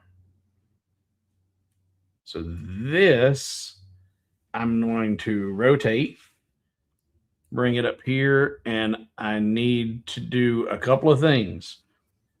I need to think about where it's in position from my inch overhang, and then from the peak of the roof to here. And that would probably be the easiest thing to do. The easiest thing to do would be go ahead and grab a rectangle and come over here and start at this corner of the roof and draw a rectangle to that one. And I'm going to put it on a red layer so it's unique and different. Rotate it, bring it up here, and dock it right up against these fellers and group them, and then tell it to come over here and go to the top and the left. Now, if I came in 25 mil, where is my 25.4? Let's do 25. Say okay, because I said add 50 mil. So bring that over and bring it in 50 mil. And then duplicate that and bring it here to the left and bring it over 50 mil.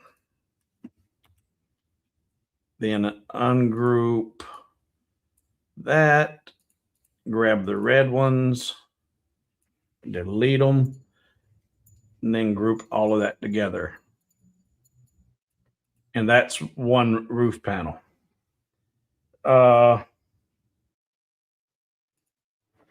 Yay!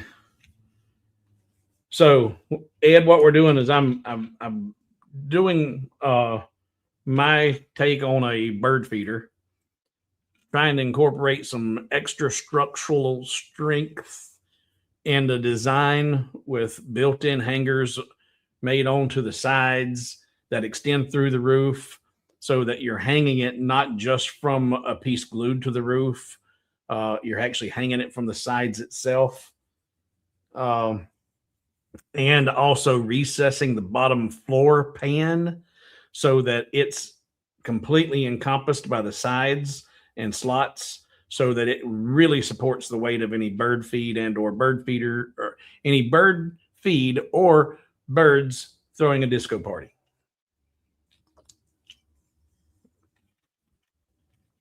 So I plan to finish this design up. We're almost done with it.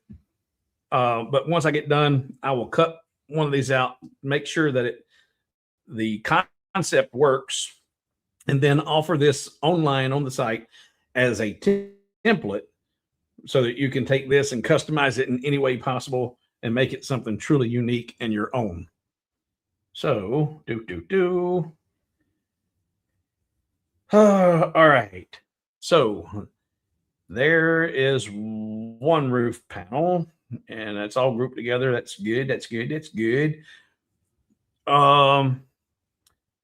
Now, I'm thinking about some. Well, we'll do that. We'll do that in a minute.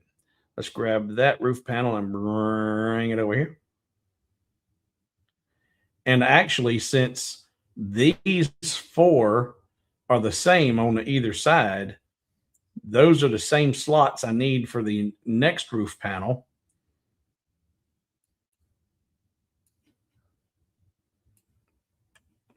So let's grab that and rotate it back -80. All right, and that gives me a flat line there. And let's see here. Actually, I've already did all I need to do with this. I've got the length where I want it. I will duplicate that, bring it up here, rotate it. And what was it? 203.2? 209.2. So this one will be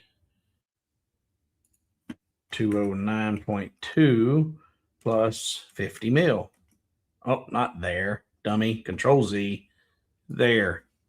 209.2 plus 50 mil. So there's that one. And now I can grab those.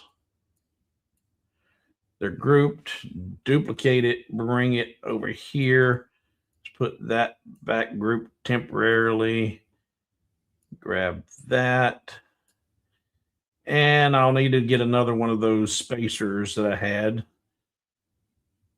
And this one would actually be different.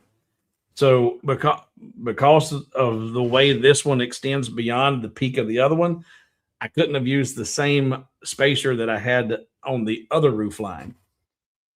So I'll come back out here and create another one, a new one. Go from that corner to that. Rotate it. Bring it up here. Dock it. Group it. Put it at the left and the top. Control D, duplicate it, put it to the right.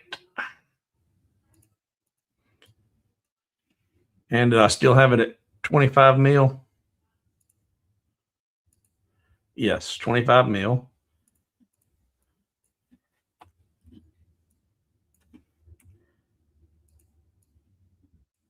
Group it.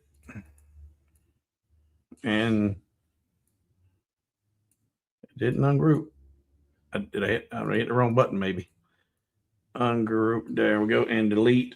And then group. Oh, not that button. Surely. Group. There we go. There's that. Yes, sir. That's what most of them are. Most of them are squirrel feeders and not bird feeders. That is absolute truth. All right. So now I've got two different roof panels. I got a floor pan, and I've got the two side piece, or this right here serves as the side and the bottom piece for the tray. I've got my hanger built in. Those are going to recess into the sides. The floor pan will be recessed on both of them all the way around. And I think that's it. I think the template is done. So I can get rid of that and get rid of that. And now the it looks like it's going to take more pieces than I thought, because I can get that out of, duplicate that. There's 2 pieces of material. But then I'm going to need, looks like 3 more for those. Yep. So I'll need a total of 5 pieces of material to do this.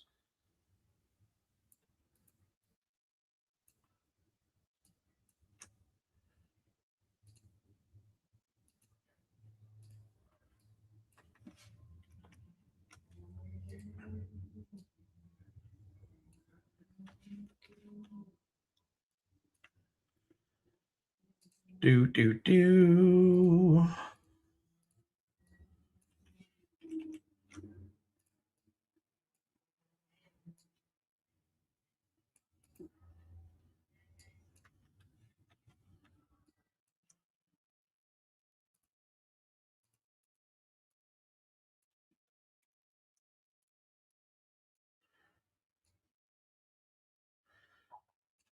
All right. So 5 pieces of material to build that birdhouse. Anybody see any potential problems? Because I'm sure there will be. I'm sure there will be. Let's see, what material would hold up to the weather best? Acrylic would work. I just don't know how. I don't like the look of acrylic. I mean, it's going to hold up, but honestly, as cheap as this is going to be to make, for me, if I was going to put one outside for me to see, and I've got a family of birds. They nest. This is their second or third year that they come and nest on my front porch.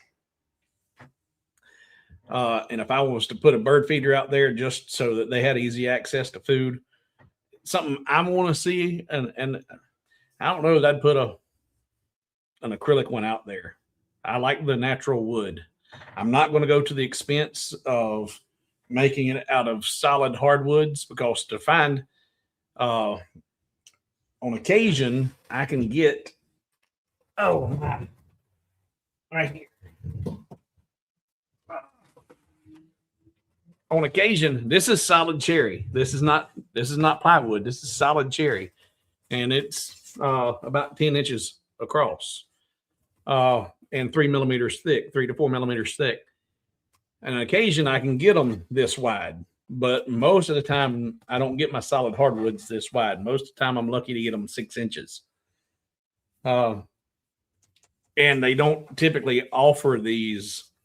They don't stock them like these. This I got out of a project pack, uh, and that's the beauty of going up there and being able to handpick what you want. You can say, "Ooh, look at that wide piece! I want that." Uh, so, uh, but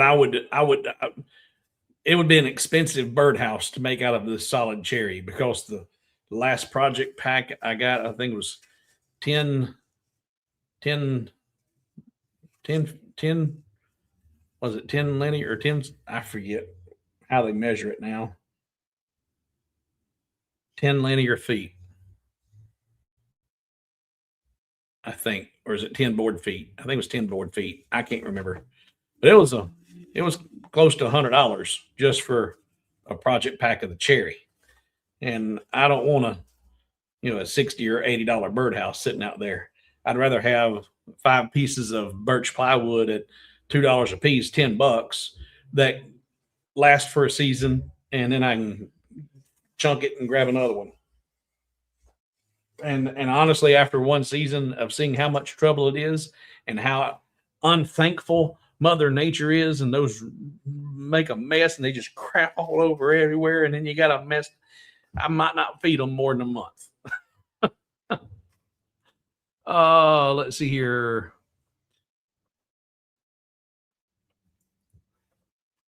What is the best glue to stand up for?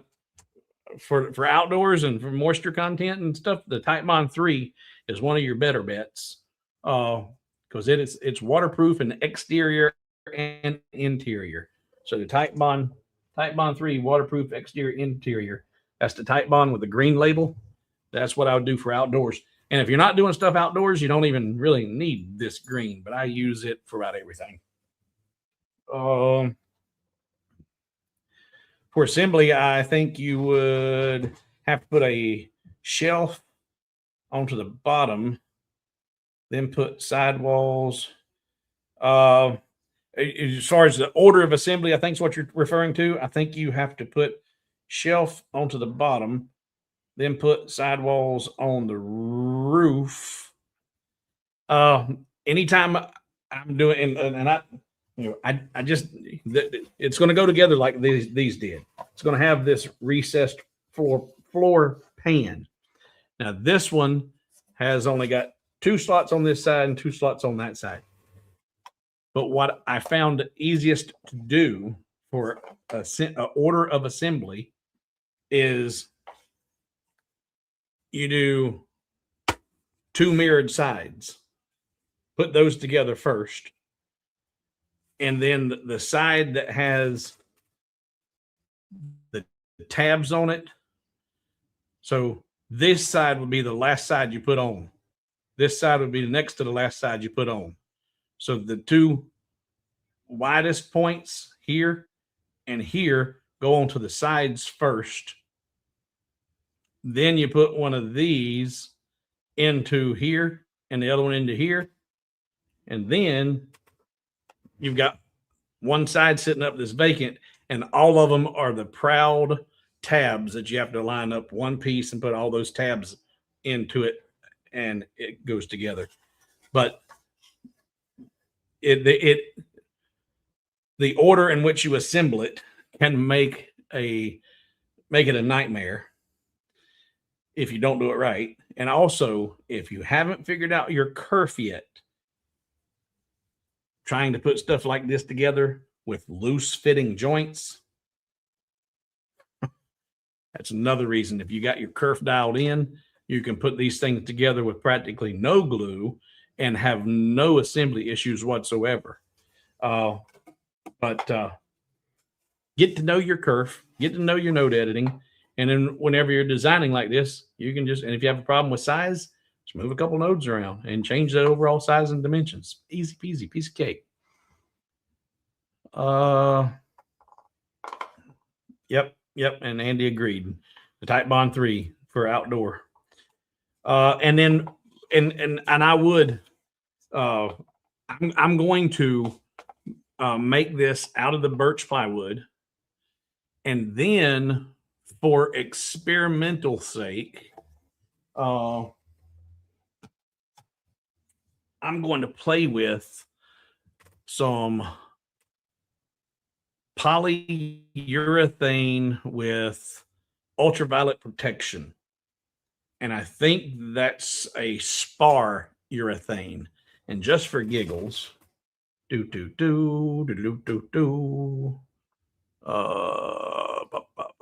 see.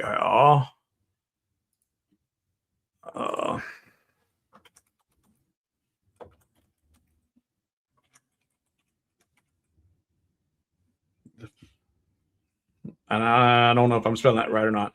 Spar polyurethane, great for, not spell it right too, great for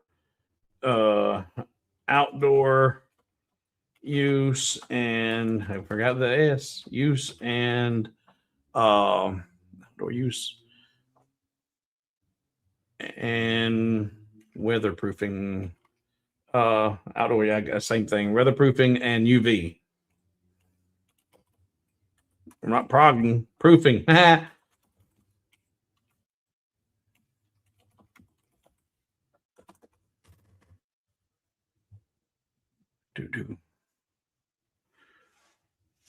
Spar spar poly, or marine spar finish. Yeah. And what I will do is and it's also safe for a bird feeder.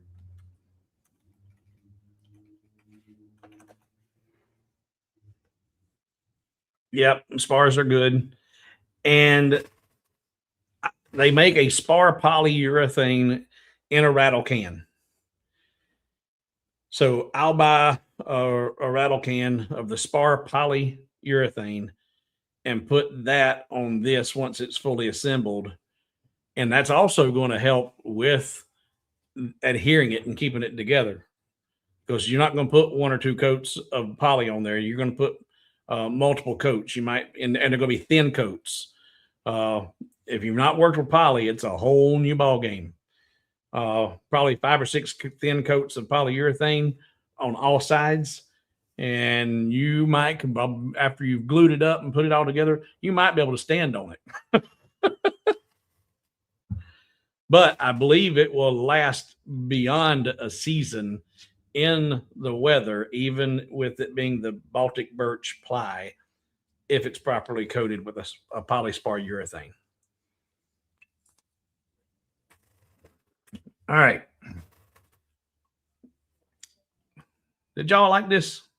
There's a small group today. Did you learn anything? Was this worth your time? I didn't feel like recording anything. And plus, I haven't been live at this kind of time frame in a while. So I know a lot of people who are on other parts of the world weren't always being able to jump into the live stream. So I thought I'd throw them a bone. Was this a good stream? Did you like it? No? Hate it? Yes? Do something different? Or do you have any problems or questions about anything else you want to address while you got me?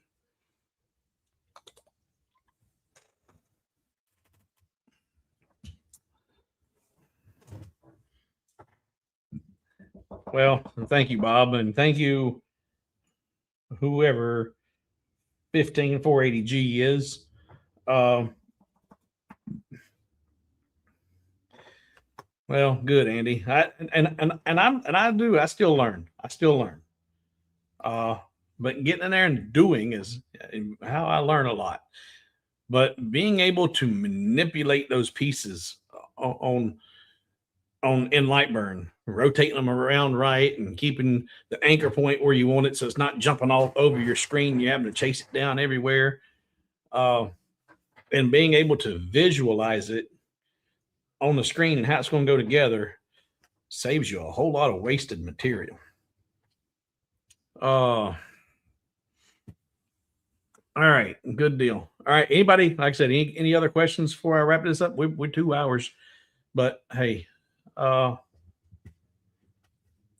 and I didn't see if that was a confirmation. Are you iCondor?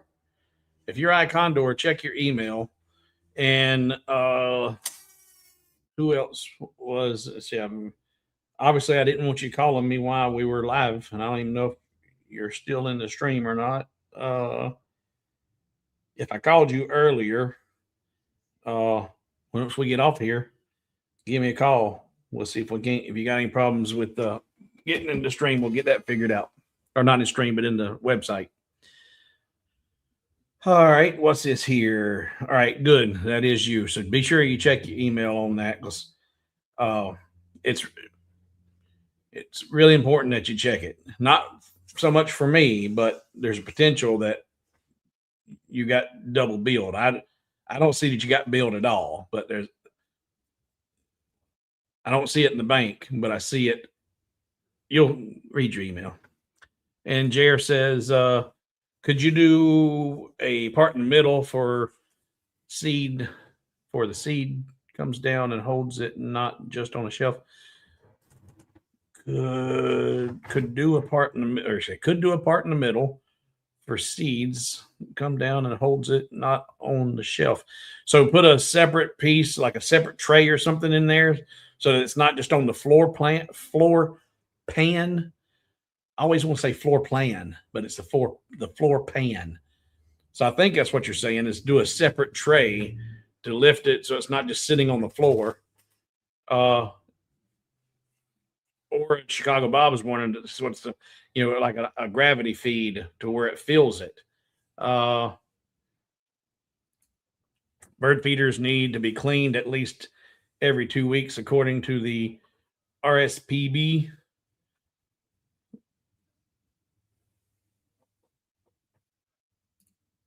I think it is fine. It was when we were having all those problems.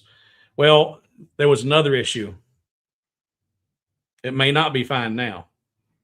There was another issue to where whenever I set up your initial prepaid Patreon from where you were already paid up, and I gave everybody credit all the way through April, well, yours was actually set to never, ever expire. Yours was good for life, for eternity.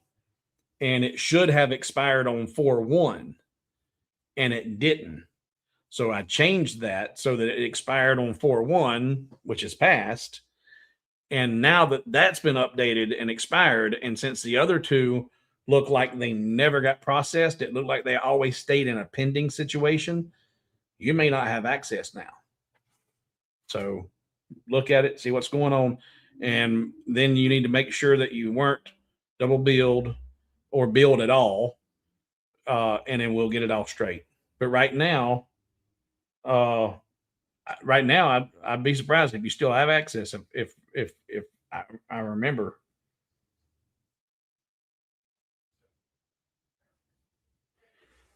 It says yearly good until October. Well, speaking of birds, it is time for some chicken parm. I tell you what, good old yard bird. Yeah, man, I tell you. In fact, I think I'm gonna go have me some almond chicken tonight.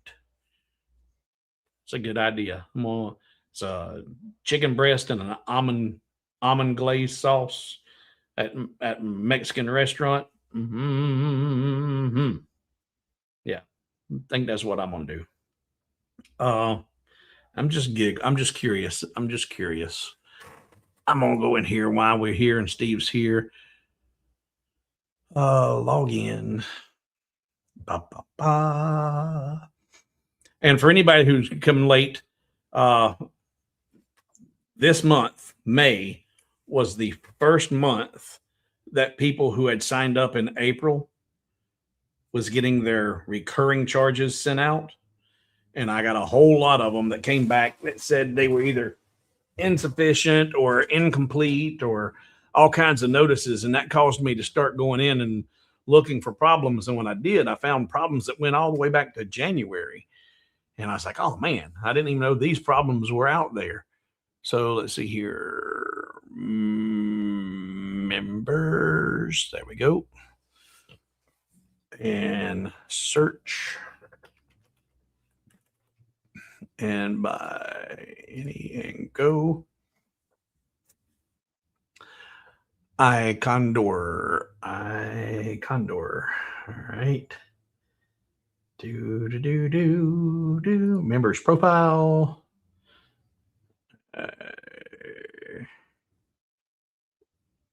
Do.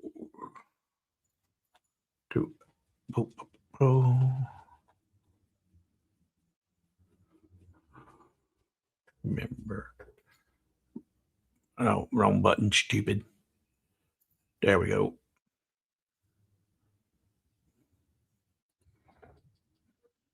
No.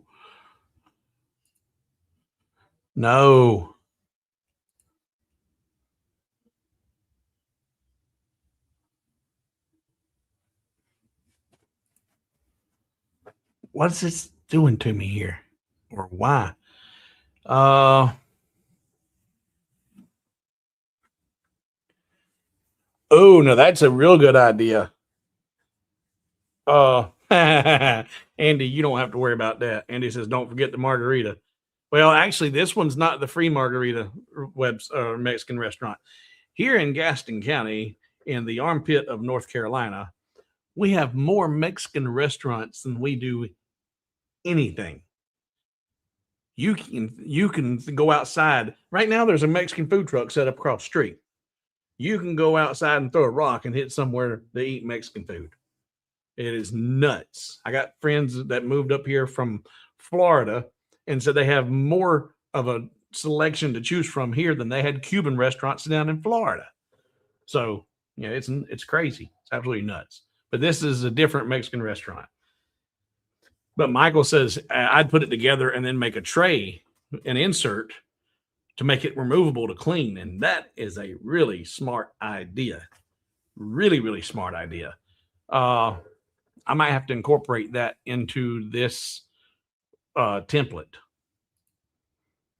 All right, let's try this again. Let's go to the dashboard. Yes, leave. And go to MemberPress and transactions. And go to iCondor and search.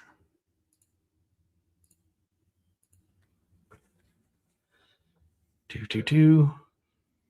All right, Steve, I show.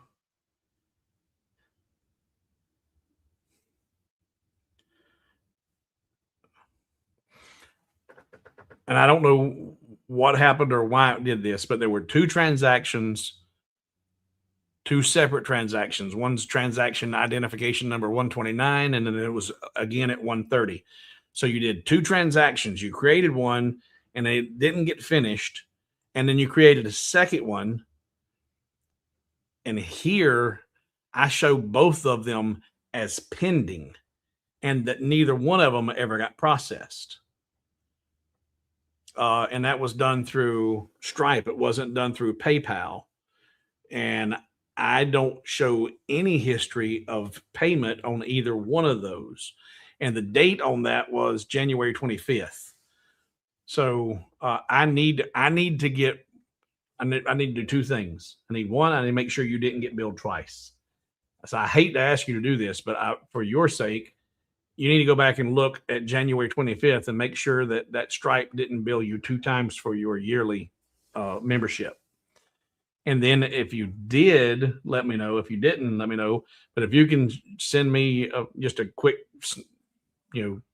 snapshot of, hey, here it is paid on, whatever, I can go in and delete one of these pending and mark the other one complete and paid and get that cleared up, because right now I show nothing's been finalized on your site. And you say that it shows it was good until October. Say I show it being good until January of 27. That's why I think that it's messed up. In fact, I see it now.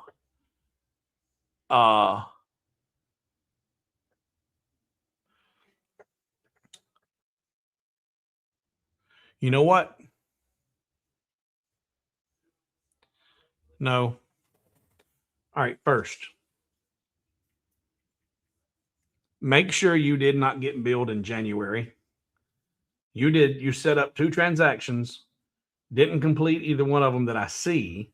I show no payment, but they're both still out there like they're pending. But you had a prepaid patron account that was good until October. And I set you up so that you are good until October. And that is going to expire. And that's current, and that's correct. So you are good, and you have access until October the 13th. That's right. But for whatever reason, I guess you missed some of the instructions about how I was going to set up those prepayments. And you went in and applied or started to create a new annual membership, and you didn't need to do that. And you did it twice. So make sure you never got billed in January, and I'll get those cleared up. So that's good. We got that handled. And delete them, and I will be fine. Okay. No, well, there's some taco hells around here too, boy, but I don't eat cat food. That's what that food, I don't know what that beef is they put in them things. Yeah, that's what I'll do. I'll delete those and we'll be good.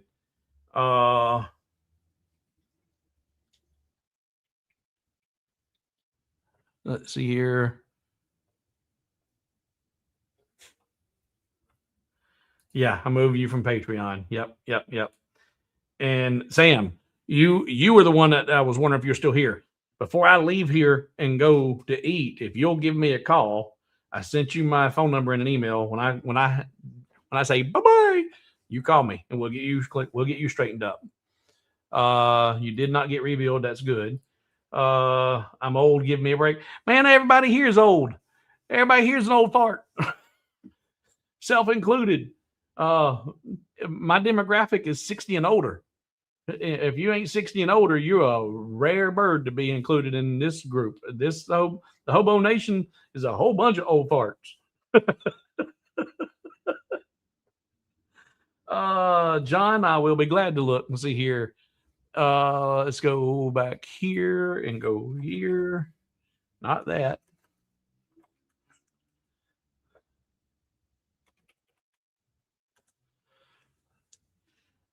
All right, there's 1, 2, 3 different transactions.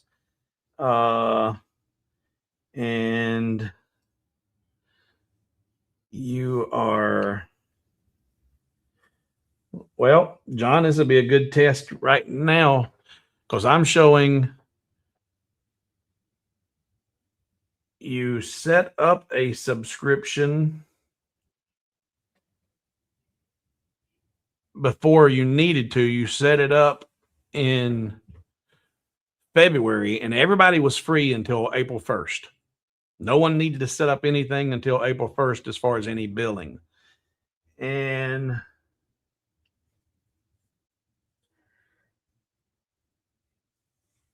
I don't see any recurring transactions.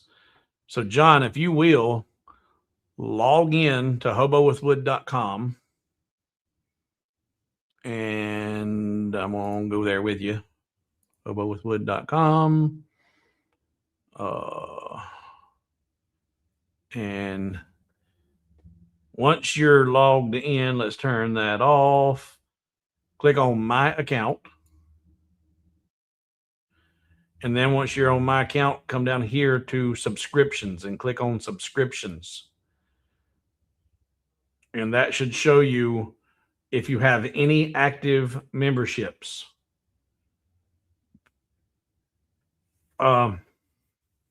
Because no, John, I do not show you having any active subscription right now.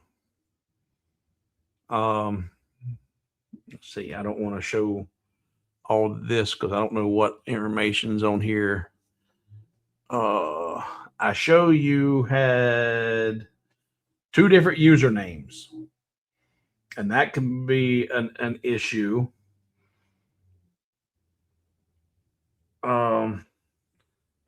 One that's just J Testro, and then one that's J Testro -9776. And then you'll have to have your logins information for all that. But I don't show you doing anything recurring right now. All right. So yeah, 9776 was the last one that you set up. But when you click on that and you click on your subscriptions for the 9776, what does it say down there in your subscriptions? Does it show anything active?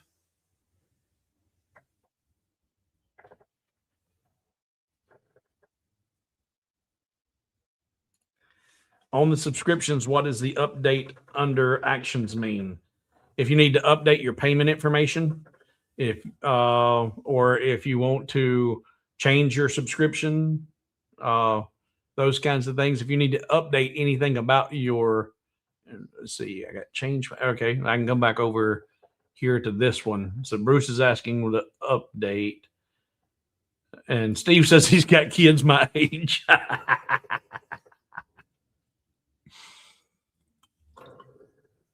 Oh my goodness. So I'm sorry. So you right now it says you don't have anything that says active, do you? Is that what your no is? No active accounts. Give me a, yeah, here we go. Because you have no active account or no active subscriptions to display. And that's what I'm showing. Right now, you do not have anything active and recurring. So this is a good chance to show you and to answer Bruce's question. Bruce was like, okay, well, how do we update, or what's that for? So if we go back over here to the website, right here, this is not active. And if I want to update, I can click on this. And when I click on it, it's going to come in here and give me a chance to update the payment information and get that going again. Now, if I go back, that's going to be to update your payment information. If you want to change the plan, if you want to go from silver to gold to whatever you want to do, you can select, change plan and select which plan you got available. But since yours already is out there, you've already got a membership. Where it says no, it should be out there some next to it. It says update. And if you click update, you can update your payment information and get that going. Terry, your account is not active. Well, let's just see what I show. Because I tell you what, I found a whole lot of, a lot of pending payments where people didn't complete the payment process and the payment never got processed. So just for giggles, let's go look at Tears. Oh,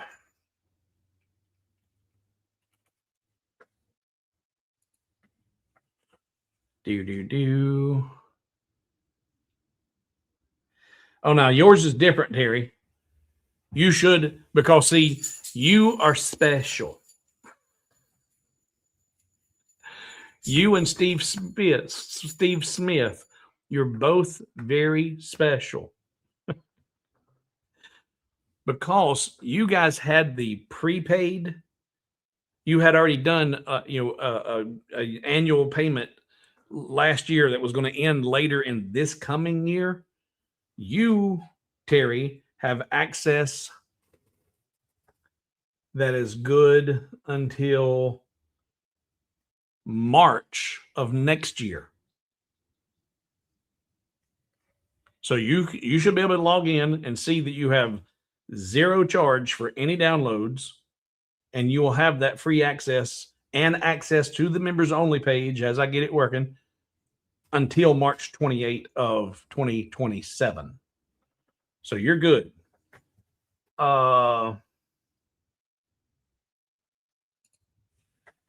This won't take long, Sam. I'm getting ready to wrap this up.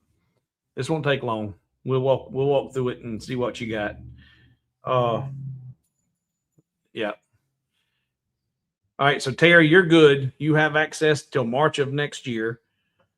John, if you click on update, you should be able to update the information and get that recurring going again, and reinstate your. It's showing no in the active column, but it's because you don't have any active recurring subscriptions, because yours was a gifted subscription. If you go on to the downloads, go to the designs, the files for downloading, you should show zero cost. If you show zero cost, then you're an active lifetime supporter or an active annual supporter. It's just not an active subscription because it's prepaid and gifted. But make sure you're showing zero for downloads. That's the telltale.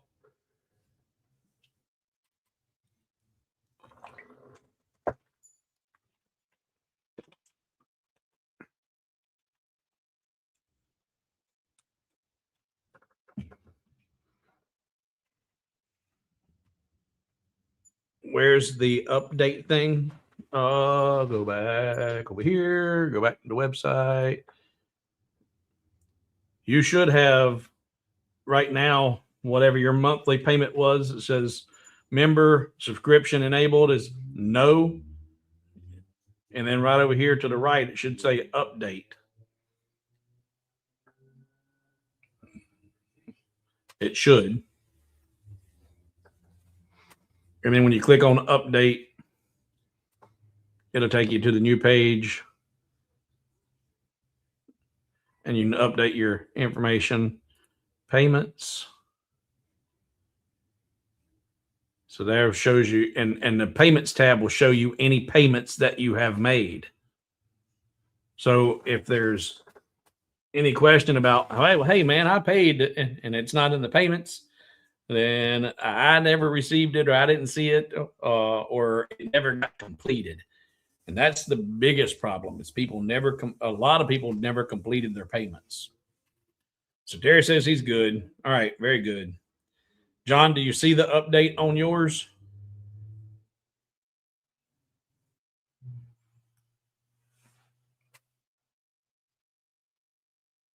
If you don't see update, then that tells me you never completed it to begin with.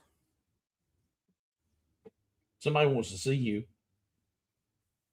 Oh my goodness. Actually, let's do this. We'll go out.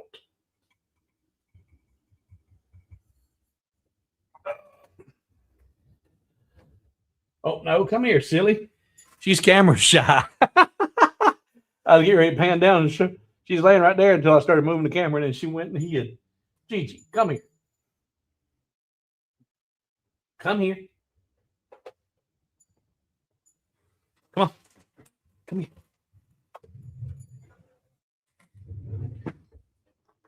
There's my girl. There's my girl.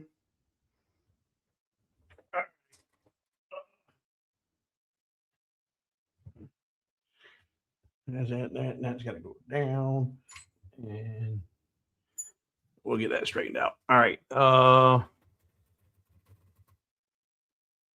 right, John. Okay.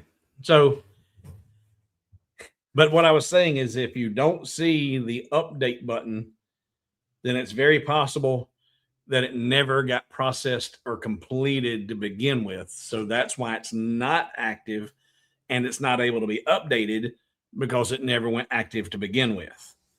So, and I've got, right now, the support is, it'll be better once we get everybody on the right page and get everything working the way it's supposed to, and everybody understands. But right now, I've got about half the income coming that I had when I had Patreon. I went away from Patreon because they were taking so much of my money, but getting this set up and going and getting people all on the same page has been slow going. So thank you all for watching. Thank you for hanging out. I am going to wait for, it wasn't John, it was who else? Sam. Sam, as soon as I hang up here, I want you to give me a call and we'll get yours figured out. And then I'm going to go get me some almond chicken.